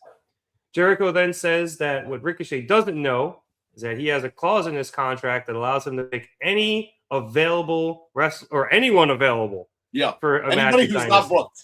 Yep. Whether it be one of his goons, to his nephew, who he shouts out by name, to the popcorn guy, to Conor McGregor himself. And all the cheers all those people got, McGregor, goose egg. I thank you for saying it. It was so sweet to hear silence. You got a Ronda Rousey was enough. However, Ricochet did mention Jericho being rusty. It's about 10 years since he's done this, but he thinks Ricochet deserves it because, James, do you know what happens when you're bald? I don't know what happens. Do you know what happens when you come out here in a fancy pants little sweatsuit? What happens? Do you know what happens when Chris Jericho needs an opponent in Vancouver but doesn't have one? What? Do you know what happens? No, what? And Jericho takes the clipboard where he signed the contract. He pulls the back off, the AEW logo off, to reveal I guess, purple or pink Jericho logo. And he raises his pen and he clicks it. And Ricochet, you just made the list. And Ricochet sells the shit out of it. Thank God he did. And then Jericho's, all right, thanks, Alberta. Good night. And leaves. And Ricochet is just what the fucking in the ring because he got put on the list. So I truly wonder why he did it. Because it goes against so much of who Jericho is. He does not like going back to old gimmicks. He doesn't. And I'm guessing this was a one-off. I would have to imagine. It was really funny that he did it. Maybe just let me play the hit here because I'm in Canada. And he had a clipboard in his hand. It was just natural. Honestly, what was really funny is he came out with the clipboard, and I saw it was the contract, and he said it was first saw the clipboard, I was like, is he doing the list again? And I was like, there's no way. He would never do a gimmick over. And he did it. And then obviously the lesser news is that he's facing Ricochet at Dynasty. But whatever, the list is back for a day. Yeah. It's back. For better or for worse. I am intrigued by this matchup at Dynasty, though. It's like you said, it's not somebody that you would expect, but I can see Ricochet giving him a very good match. And I also, I wish they had a little more time because it's super easy for them to play off of each other. But considering the fact that they only had, there's probably one interaction. Yeah. That's probably why he broke out the list, because it helped the reaction with the match. And 2, Ricochet is somebody everyone's going to boo no matter what. Yeah. And you throw him in there with the guy like Jericho, where he's still getting the nostalgia pop at the moment, but has had a bit of a rough pass with the crowds. The last time we saw him, I think it's the easiest way to get the heat on the opponent as opposed to Jericho. And let's acknowledge the fact that once upon a time, if you ever talked about the possibility of this match, the foregone conclusion would have been heel Jericho versus babyface Ricochet. And now that just feels like such an odd concept, So I power to Ricochet for everything he's accomplished as a heel. Well, I mean, not everything, but the stuff he's accomplished on TV as a heel. Yeah. Yeah, I'm excited for the match. I think it'll be good. I'm convinced it's not going to be a one and done. I'm convinced it's probably going to go another month or so. And I said it last week on the show that I wouldn't be surprised if we saw Jericho maybe create another faction. And he's probably going to need backup against the Gates of Agony. So let's see if he recruits any young guns to join him. I don't know who it could be. Like, I have no concept of who would be a good fit for Chris Jericho in 2026. But granted, when he created the Inner Circle, that is not the group I would have thought when he drafted him, So let's see. Yeah, I mean, maybe you got to go look at Ring of Honor and see if there's anybody down there he likes. You know who I think would be an incredible person to have under him? Blake Christian. I was going to say the Squirrel. I genuinely was like, I think they'd be great. I mean, I think Jericho is going to be face here for at least a little while. So, I think they're heel at the moment. But yeah, he seems like a guy who could learn a lot from, or both of them do. But yeah. Some comments here. Maria just throwing out the idea from our previous discussion that she likes the TBS and TNT title divisions. Be a cool idea. But more importantly, the list is back. Woo!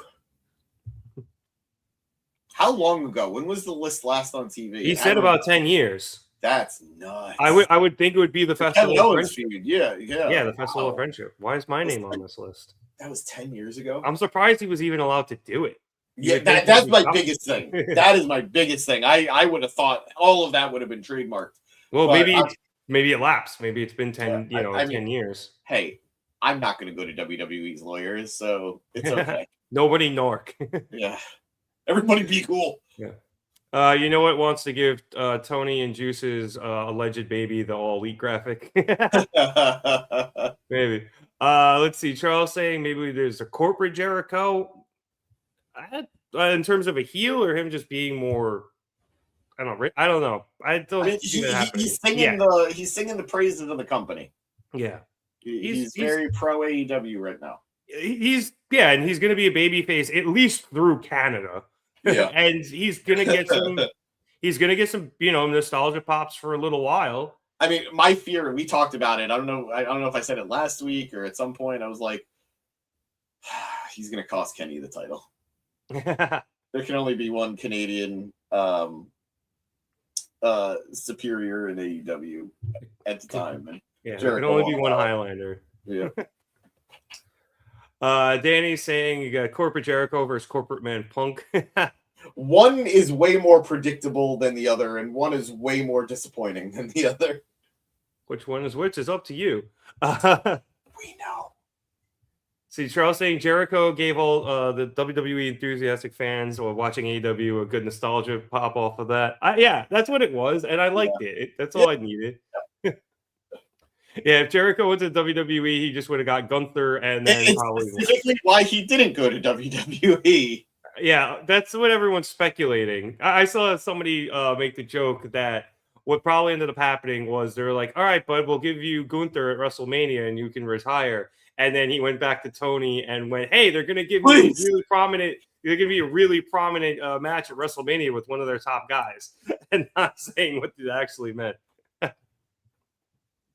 My God. Yep. Let's see. Charles also saying maybe he did it for the new fan watching AEW that was a WWE fan. Yeah. Yeah. There's that's almost definitely it. Yeah, there has been a boom in viewers because, well, you know, people aren't loving WWE right now, which is weird, but we'll see. Let's see. If you really want to get Jericho over, have Wheeler Yuta kill him with a screwdriver. No, have him kill Yuta. Oh, or that too. Yeah, I mean, if you want to get Jericho as a babyface, though, you put him against Yuta, it'll work the same way. Yep. We were saying Ricochet is about to enter the Jericho vortex. We will see. I'm hoping that Tony kind of puts a bit more of a limit to the length of his feuds this time around. We said it before. I think I said it last week. I've never disliked the concept of any of Jericho's feuds. It's always the execution and how long they go unnecessarily. Yep, I would agree with that. Charles agreeing with us. The Swirl are good, but they're also heel, so you'd have to put them with the heel Jericho or turn them face. Yeah. And he called your idea the Canadian screw job. Well, it would be I guess Vancouver screw job. Have Jericho and what's his name? Jesus Christ. I'm drawing a blank on someone I love. Dalton Castle, have they interacted? They did, right? When Jericho was Ring of Honor champion? Yeah, I think so. It was brief, but I think they did. They could use more of an interaction, especially a face Jericho. Yeah. It's absolutely great. Also, Jericho is, I don't know if Dalton's still running with them, with Jericho with the Outrunners and Dalton Castle. Oh my God. I haven't thought about the Outrunners for him. That would have been, oh God. That feels like a naturally perfect fit. Yeah. Even if it's only for like a brief interaction. Oh, that'd be great. Oh, yeah. No, I don't need them doing it for too long. Like, you know, I have like a couple of matches on Collision. Oh, man. Yeah, that'd be great. Yeah, they'd be hilarious because Jericho would be like, I was there. I don't remember you guys. Or he would lean in and be like, yeah, he would lean into it 100%. Like, don't you remember when we did that? Yeah. It'd be really funny if the Outrunners just like, no, we have no memory of you ever being at any of these places. Just no sell the shit out of him. Like, we're from the 80s. You were a 90s guy. You know, my bad. All right. Following that, we went backstage with the Don Callis family for an interview, and Lexi tries to ask that Carney piece of shit about the bigger tag match at Dynasty that he had mentioned. But instead, Don talks about Andrade's match against Darby and how Andrade is going to get himself a world title match. He then gets to this bigger match, where instead of Okada against the Bucks, it'll be Takeshita and Okada against the Bucks. And Takeshita just comes in and he goes, no, I'm not doing it. All right. As funny as that was, it is actually the first time Takeshita has said no to Don. Yeah. He's always been the first one to sort of, all right, if Don wants us to have peace, I'll back off. I'll be cool. First time he's been defiant. Yeah. Remember the whole handshake thing when he came back from Japan and he shook Okada's hand? He tried to, and Okada flipped him off. Yeah, it was the first time. You're right. He has been defiant. Good call. So, in return, Don says he's being selfish, especially with Kyle being laid up in a hospital bed right now. And Takeshita relents, and he says he'll do it, but only if he gets a shot at Okada's belt, which he calls his belt. Yeah. I mean, he had a great run with the international title. Yeah. So Don agrees, and he says, fine, if they tag together, then they can have that match and get it out of their system because nobody is leaving the family. Yeah. And I guess you mentioned that that Don said it would be at Double or Nothing. You missed that. All right. So he then says Okada and Takeshita are going to team together like Michael Jordan and Scottie Pippen for one night and then he makes the two of them shake hands. And they do, but Okada pulls Takeshita in and tells him that he's Jordan while Takeshita is Pippin. And then Takeshita starts to try to fight him again, but the family separates them, with Don yelling at all of them to think about Kyle. Kyle Fletcher strong. Yeah. Okay. I like this. I'm happy we're getting closer to this Okada Takeshita match. I need it like I need air to breathe. Pippin and Jordan didn't hate each other. Yeah. They all hated Jerry Krause. Kobe and Shaq hated each other. Yes, that they did. And they really didn't start super hating each other until after their third title. Yeah. It started like around there, but then Shaq never worked out as hard as he possibly could have, and Kobe was obsessed with that, and that's what happened, and then it all fell apart in the 04, 05, or the 03, 04 finals. Yeah, when they lost to the Pistons. So they should have went more Shaq and Kobe, but then you can't really do a I'm Jordan and you're Pippin. So I don't know, Don, find a better one. It got the point across. Everybody knew what they were saying. Like, you're the best and you're my number two. Yeah. That's really what they were going for. Yeah, everyone always... Pippin didn't hate Jordan, but he did resent the fact that everyone saw him as Robin and not 1A. Yeah. Yeah, or not even Batman, just like, you know, like if Jordan's Batman, he's Supes or vice versa. Yeah. Everyone's just like, oh, it's always Michael and Scotty. Yeah. And then that's why, part of the reason why he ended up leaving. That money. Go watch The Last Dance. It's a 10-part long Nike commercial, but you'll learn some stuff. Yeah. Even if it's slightly biased. Okay. And this is a good question for Fernando. Well timed. What do we think Don Callis has up his sleeve at Dynasty? I don't know. I mean, the easy answer is he's got somebody else that he just fucking signed to the family. The easy answer is a screwdriver.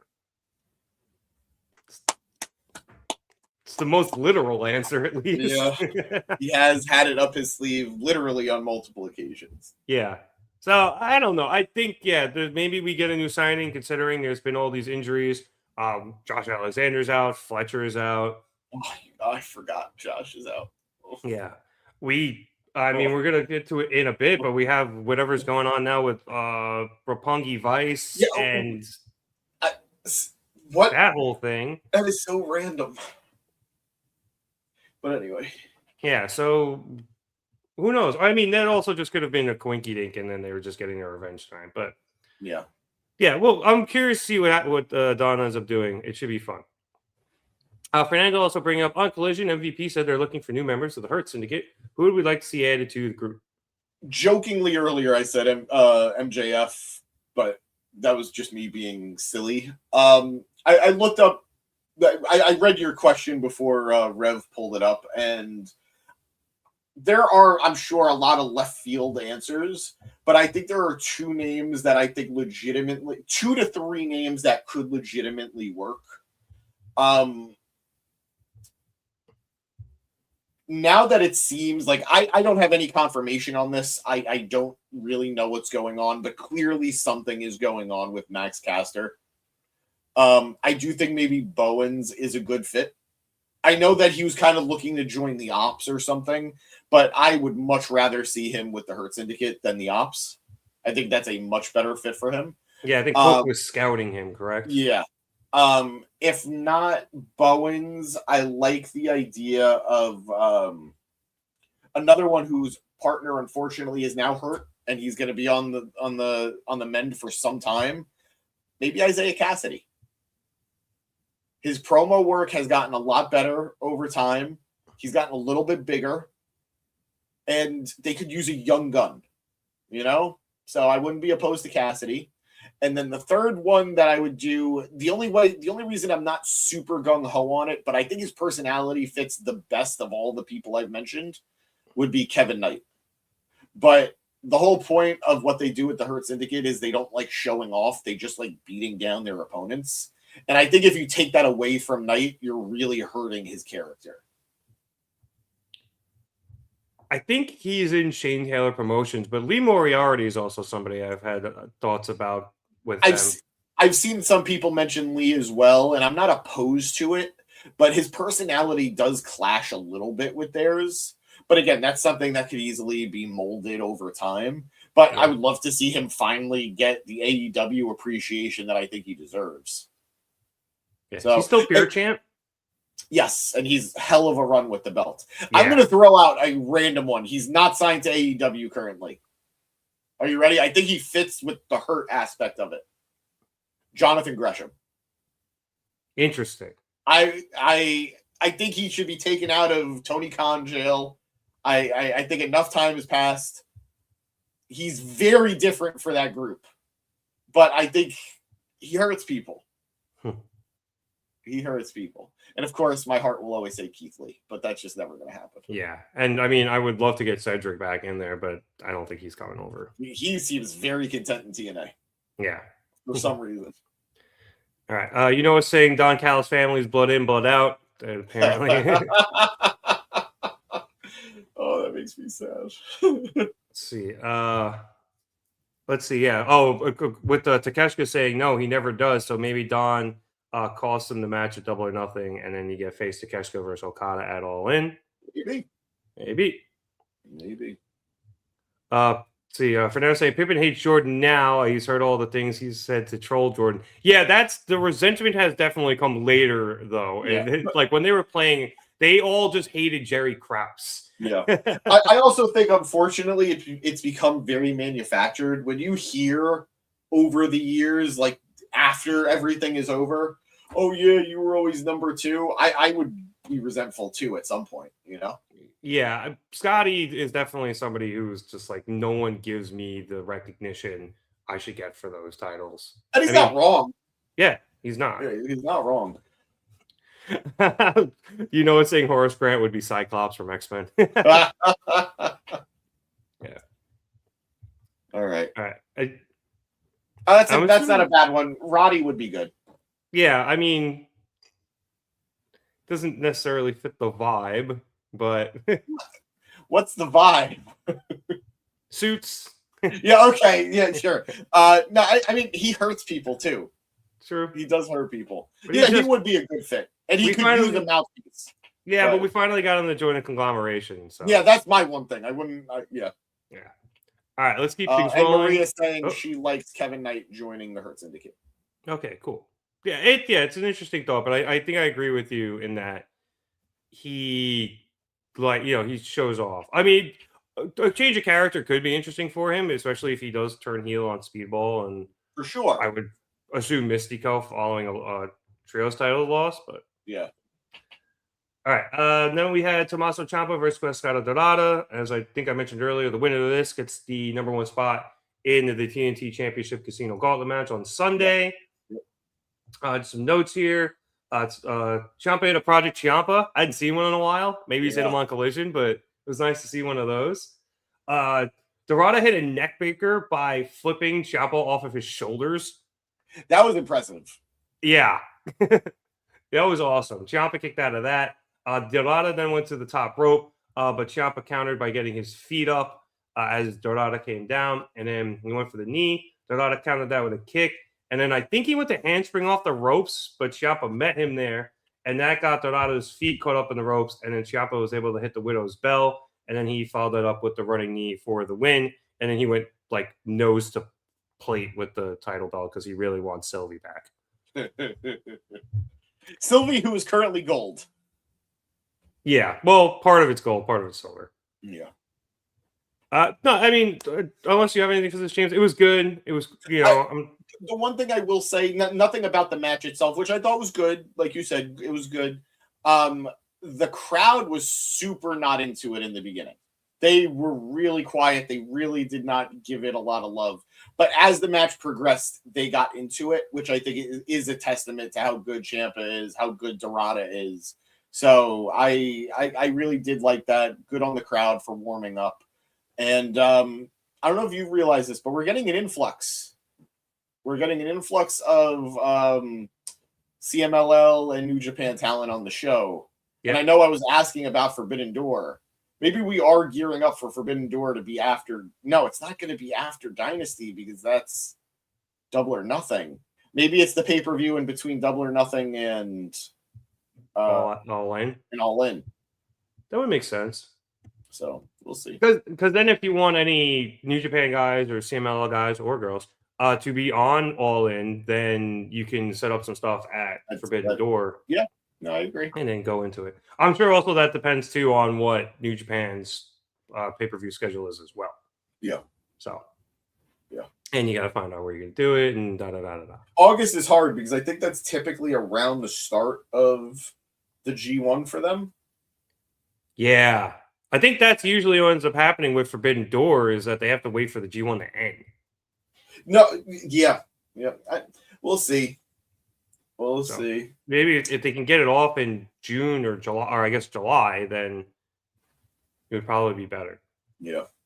Maria bringing up Bounty Hunter Brian Keith for the Hurt. That's all yours. I mean, I wouldn't think do it without Bill. Yeah, that's the thing. Weirdly, I think Bill kind of fits. I do too. I know, like, Black Excellence is a big thing as a part of the group, but Bill does kind of fit, the whole beat people up thing. Yeah. No, I agree. Look, I love groups that have 4 guys because then you have the mid-carder, you have the tag title guys, and then you have the world title guy.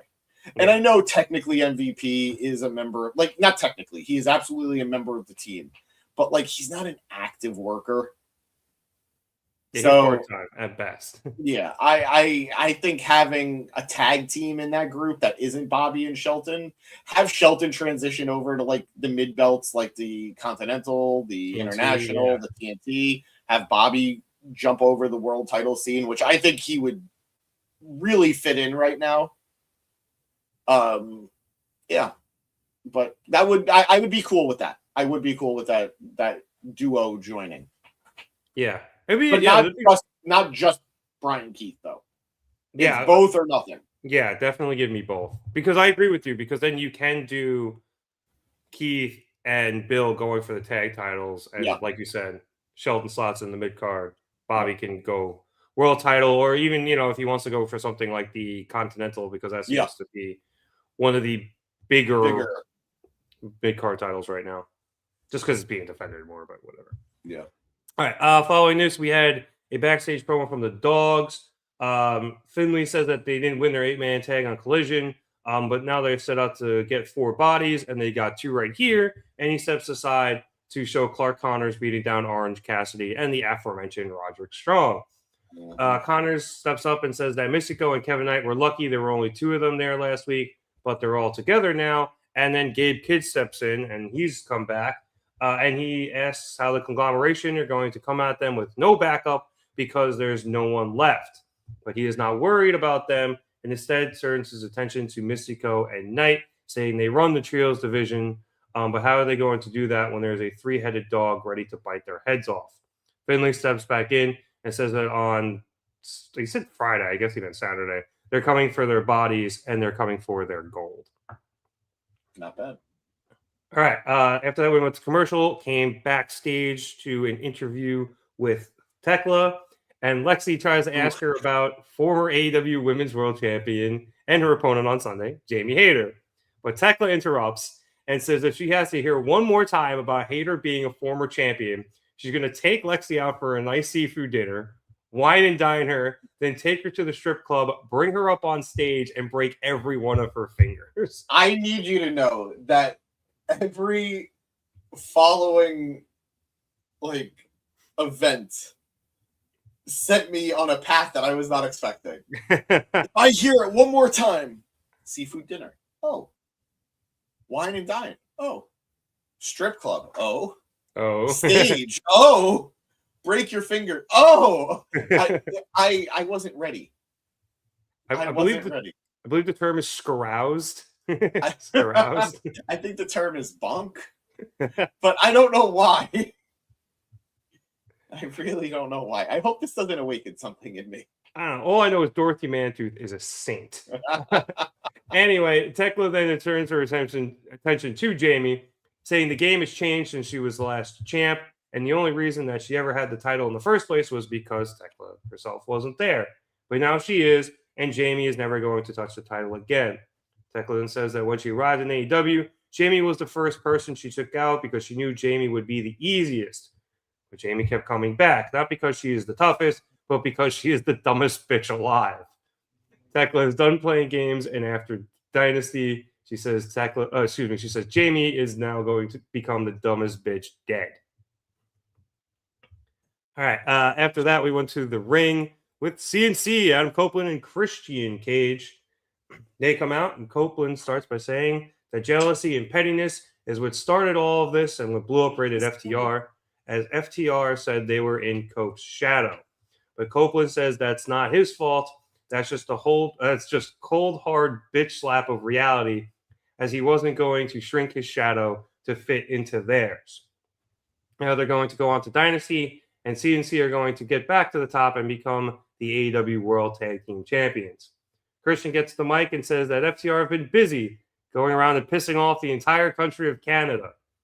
And now, as everyone's favorite father figure, he thinks FTR have been very, very naughty. So he had to pay a visit to each of their mothers. And just so there is no confusion, he means by visit that he banged both of them. His words. Yes. His words. And just so Stokely and his mother don't feel left out, he is going to visit her too. But when he does it, it'll be as one half of the AEW World Tag Team Champions. FTR and Stoke come out, but that distraction allows for Trent Beretta and Rocky Romero to attack them from behind. And then FTR hit the ring as well, and they join the attack. Trent and Rocky take care of Copeland on the outside of the ring, with Trent hitting a running knee into a chair onto Cope's head. And back in the ring, Christian was able to briefly fight off FTR, even getting, I believe, Cash in position for a kill switch, but Cash pushed him into a title shot from Stokely. And shout out to Stokely, who fell as he hit the title shot. It was very well done. It was a good sell. And then FTR set up, held up Christian so Stokely could hit him with a spear. And then Cash and Dax took Christian's arm and put it in a chair, and Cash stomped it from the top rope, but not before Stokely stole his watch.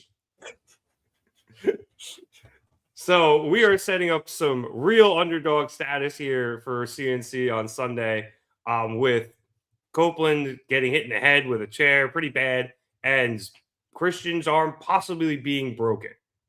At the very least, really, really injured before the match. Very intriguing. I guess if you want to drag it out and you give them an out for why they don't win, sure. But it's almost rough. Like, it's going to be rough if they actually do win despite Christian being hurt. Like, it's not a good look for FTR.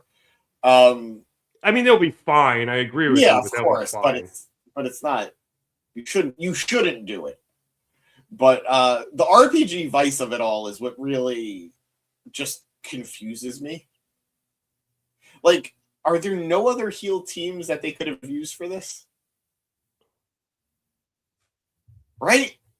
I mean, look, good for them for getting TV. I love Trent. I really like Rocky. Good for them. Yeah, I love both of them. It's a shame they're both dicks in real life, but yeah. But hey, let's see how it goes. I know you and I are still heavily speculating this is going to lead to a TLC match of some type. Yes, at some point.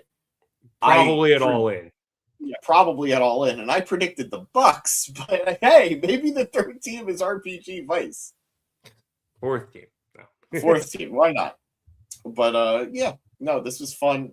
Christian just leaning heavily into just straight up, I banged your mom it's such middle school humor, but my God, does it work every time. I fall for it every time. Well, he's already used the father thing with Cash and Dax when they were in the ECW arena when they had their residency. And he made fun of, I think it was Dax's father who's alive, and I think Cash's father had passed because he got to do the "and your father's dead" bit. So he already went after one side of the parents. Like, yes, you might as well use the others in this case. It was actually refreshing from Christian.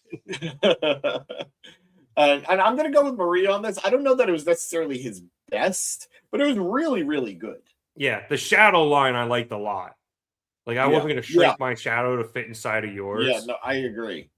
I saw somebody slap of reality too was a good one. Like, that whole little sequence there was great. Yeah. I saw somebody on Reddit say that Tony is getting the best out of Cope, that he hasn't had him wrestle since coming back, but he's getting what he needs out of him, that the crowd pop like crazy for the entrance. And that's all you really need right now. Yeah. So I'm just happy with how this is playing out. I mean, you give everyone a couple of bars of Metalingus, everyone goes crazy, they sing it, and then you get Christian's song. Now, I wish they could get some sort of combo entrance. Yeah. But you need the Metalingus. Yeah. No, you really do. And then obviously that Christian's going to do his own entrance because he's an asshole. What I would do Christian's countdown into You Think You Know Them. Oh, yeah. Just have Beth re-record it. Yeah. The 10-9 all the way down, You Think You Know Them, and then Metalingus. Yeah. I think that would be, for me, the ideal. I don't know, maybe they'll think of something really cool for the pay-per-view, especially since it's in Canada. I don't know if they can get any older music. Like, didn't Copeland come out to what was basically the Brood theme that one time? Yeah. I'll be honest with you. I don't fucking remember what Edge and Christian's music were when they were a tag team. It was very generic music. Yeah, and I'm wondering, maybe that's public domain, or maybe they have an old song back from... If it is, I wouldn't care. Like, if that music played, I would have to think for a second, was that their music? Like, I don't know that I would be able to readily identify it. Yeah. For the benefit of those with flash photography. Yes. When they win the title, they need to do a 5-second pose. They absolutely need to. Maybe there's something they used to use when they were on the before they were signed to WWE and they were wrestling together in Canada. I don't know that was a thing, because Edge Cope went to WCW to the power plant. Yeah. Very, very briefly. Yo, I saw him job on Thunder recently on Reddit. Jesus Christ. Before going to WWE, and then he was part of whatever he was doing in WWE, I think the Brood. Yeah. And then Gangrel brought Christian, kayfabe. Gangrel brought Christian in. But there was like a year in between Edge being there and Christian being there. I don't know that they ever teamed up on the indies. I mean, they were like growing up together on the independents. I assume they did. I don't know that. Like, I actually don't. I know that they both wanted to be wrestlers and they were friends from school. Yeah. I don't know that they ever had an indie run. I will look it up while we continue.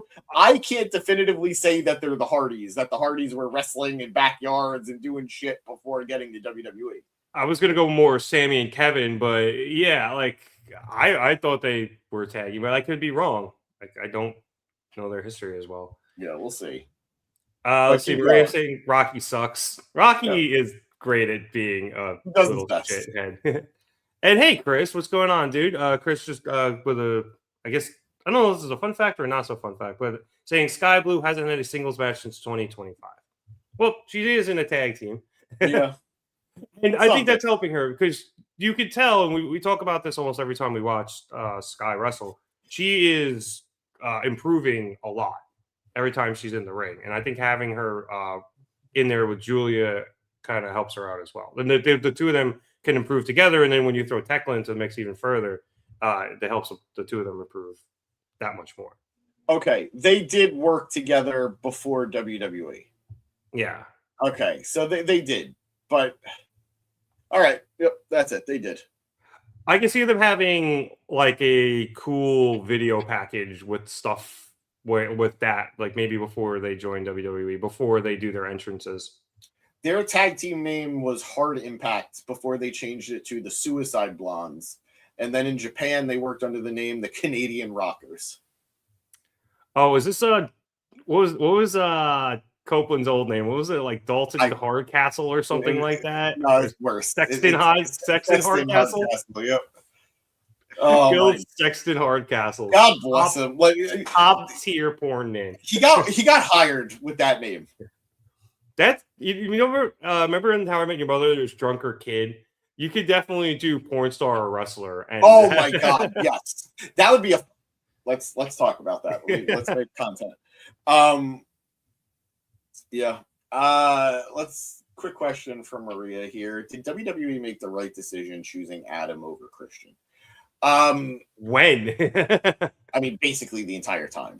I guess that's true, but I guess what- like in the beginning, I would think probably yes, but What I'll say is it should never have been an either or situation. yeah, that's the best answer. It should have been both. It really could have been both. But Vince is very, very, very weird. Doesn't the like Hardys- Christian's face. He really didn't. The blue dot of death. He really wanted to do it to him. Yep. The Hardys both became champions on their own in WWE. Obviously, Jeff climbed a little bit higher than Matt, but Matt was just as capable of doing it. Vince split the Dudleys up for a time, you know? So That's I fine. absolutely think it should have been both, but I don't think WWE would have been better off if Christian was the guy as opposed to Edge. But I think WWE would have been better off if it was Christian and Edge. But Yeah.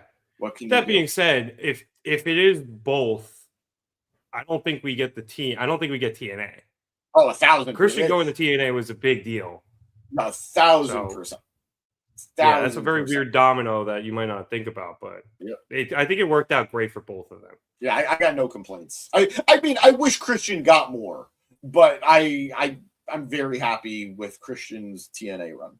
I wish Christian got more in WWE, Yes, of course. Yes, absolutely. but I think he was able to lead WWE and make such a big name for himself that the diehards, like, you know, especially like the Smarks, we all love Copeland. But Oh, we yeah. fucking love Christian. Yeah, 100%. because he's the guy who didn't get the shot. He's the guy who left, bet on himself, Yeah. showed what he could do, got held down by WWE. Came back and still got held down. Yep. comes back Christian. again. Yeah, comes back again, gets that Royal Rumble spot in the fucking pandemic, and then it was just like, yeah, no, fuck this. They still don't like me, and goes to AEW and is one of the best versions of himself. I'm also going to say something really nuts.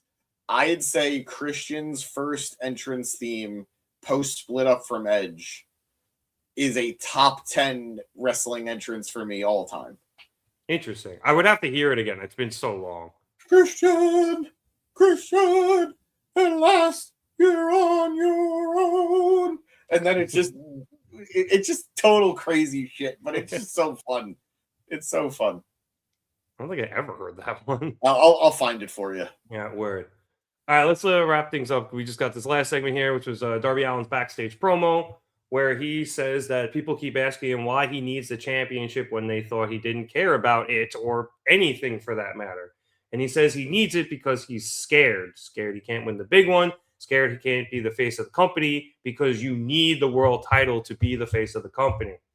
He says Andrade doesn't know what he's walked into, and then whoever walks out with the title needs to understand that he needs this win more than anything, because if he can't win the title, then what was it all for? I love this from Darby. I was going to say, I am very much underselling this here. Darby, as he was going, got far more passionate and started yelling and banging up against the drop-down door, garage door, and he really got emotional and into this one. It was short, but honestly, one of the better promos I have seen from him.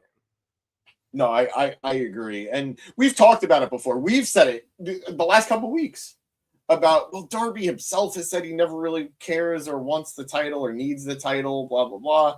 And I like this addressing of that. I like the fact that it felt real. It's like, what have I been doing? Why did I do all this if it was for nothing? I thought it was a beautiful promo. I think his promo skills have gotten so much better over the years, especially backstage. I think he thrives when he's not on a live mic in front of people. Yeah. So I thought this was perfect. I thought just incredible. And for the first time, I'm like, you know what? I am a little hungrier for a Darby title reign than I have been in a while. Right? Yeah. I agree with it a lot. All right. I did want to just, Chris brought up one last thing here, that he thinks Sky and Julia need the women's tag gold. with all the respect, buddy, with it being on the Divine Dominion right now, you're gonna have to wait for a little bit. It's gonna be a minute. It's gonna be a minute. You need a babyface team to take it off first. Yeah. And then And they're kids, like they have time. Yeah. Maria is still insisting that Darby is not world championship material and needs to be kept away from the belt. And I will continue to be insistent that he is going to get the Mick Foley run at some point. Yep. Who's getting Mick Foley world title reign first, Sammy or Darby? Oh, Darby. I don't know. Sammy might get it by Mania next year, or at Mania next year. Oh wait, I thought you meant Guevara. Oh Jesus, yeah, no, Guevara's not winning that title. Yeah, no. Oh, Sami Zayn or Darby. Ooh, good question. I think it would probably be Zayn just because you can give him the world heavyweight. Yeah, and there's 2 world championship titles on WWE as opposed to just one. Yeah, in AEW. So that would be my guess. Mm-hmm. Oh yeah, Chris got a good point. Birds can probably eventually win the women's tag titles, and then the Sisters of Sin could absolutely eventually win it off of them. Good call. Absolutely. All right, but James, we've been here a while, and that was Dynamite, and it was a long Dynamite, so we had a long show. We've literally done about the same amount of time Dynamite did. Yep. So, but it was still really good. I love the stuff with United Empire coming in. It was awesome.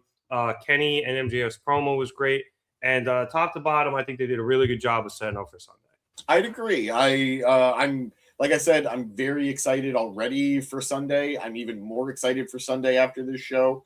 Rare instance where the ultimate episode before the pay-per-view, the go home episode is very strong. Not always the case with AEW go home shows before pay-per-views. But very excited. There was good wrestling. There was very good storytelling throughout the night. Some very good segments. And I wish we had one more women's match. I think that's probably my one down note. Yeah. But otherwise, very strong episode. And I can't definitively say I could call a lot of the show on Sunday, which is what you want.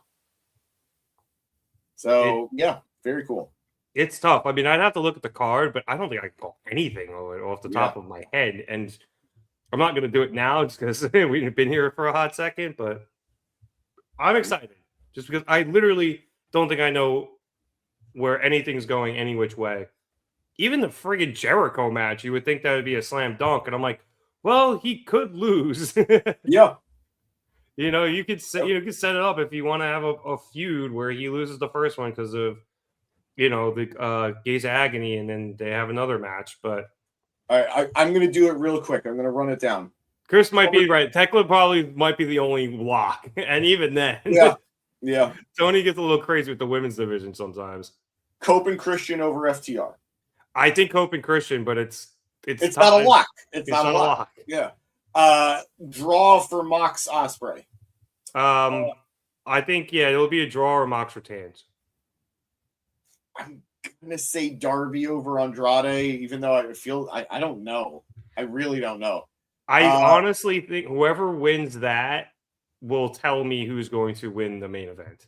Yeah, well, yeah, absolutely. Because if Darby wins, it's not going to be Kenny. Yeah, well, I mean, it could be, but MJF would make more sense. Yeah, Tekla over Hater. Yeah, I could not tell you the Gauntlet. Ciampa is the only name we know, and that doesn't even feel like a lock either. Yeah, nothing's a lock in that match.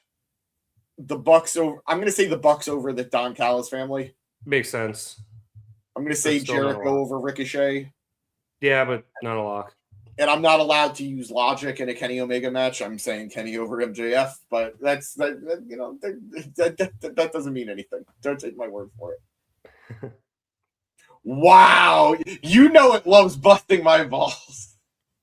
Appreciate it, it. In his meager, I do have more Jordan jerseys than you do. All right. I don't think that was not, but it's true. I have 6. Okay. Fernando with a really quick question here. We'll cover this very briefly. Yeah.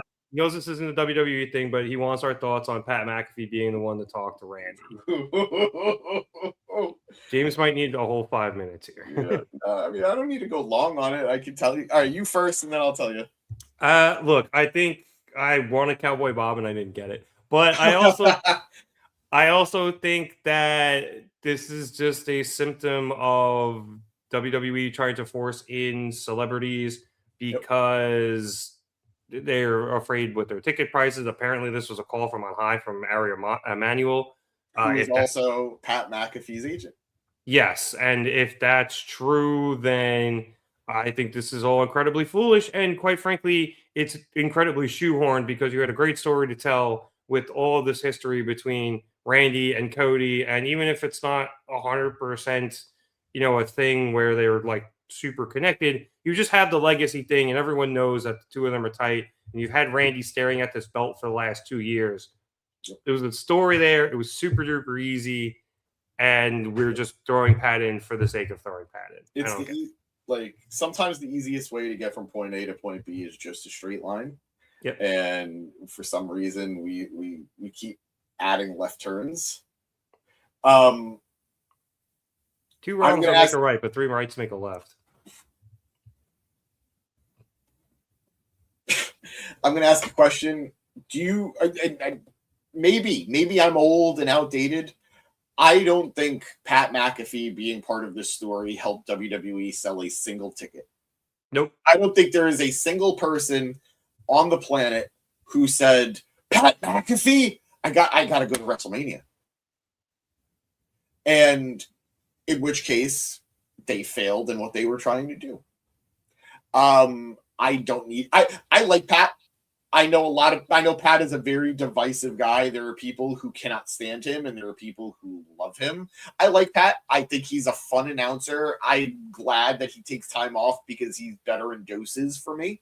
Mm. I don't solid in the ring too. Yeah, absolutely. I mean, natural athlete. Which is crazy as a punter, but all in all, I think this is very indicative of what the WWE product is.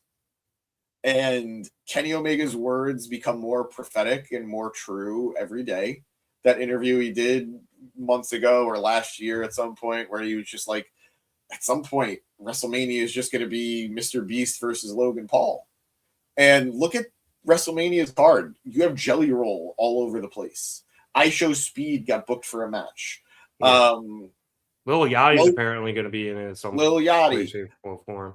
Logan Paul is a champion going into the show. And I know Logan Paul's a little different. Like that guy, he put in the work, more or less. He's a full-time wrestler now. Yeah. But there is a very significant. I don't know if you're going to get this. It said I'd rather it be Greeny. This Mike Greenberg, he works for ESPN. He does the morning show. He does get up.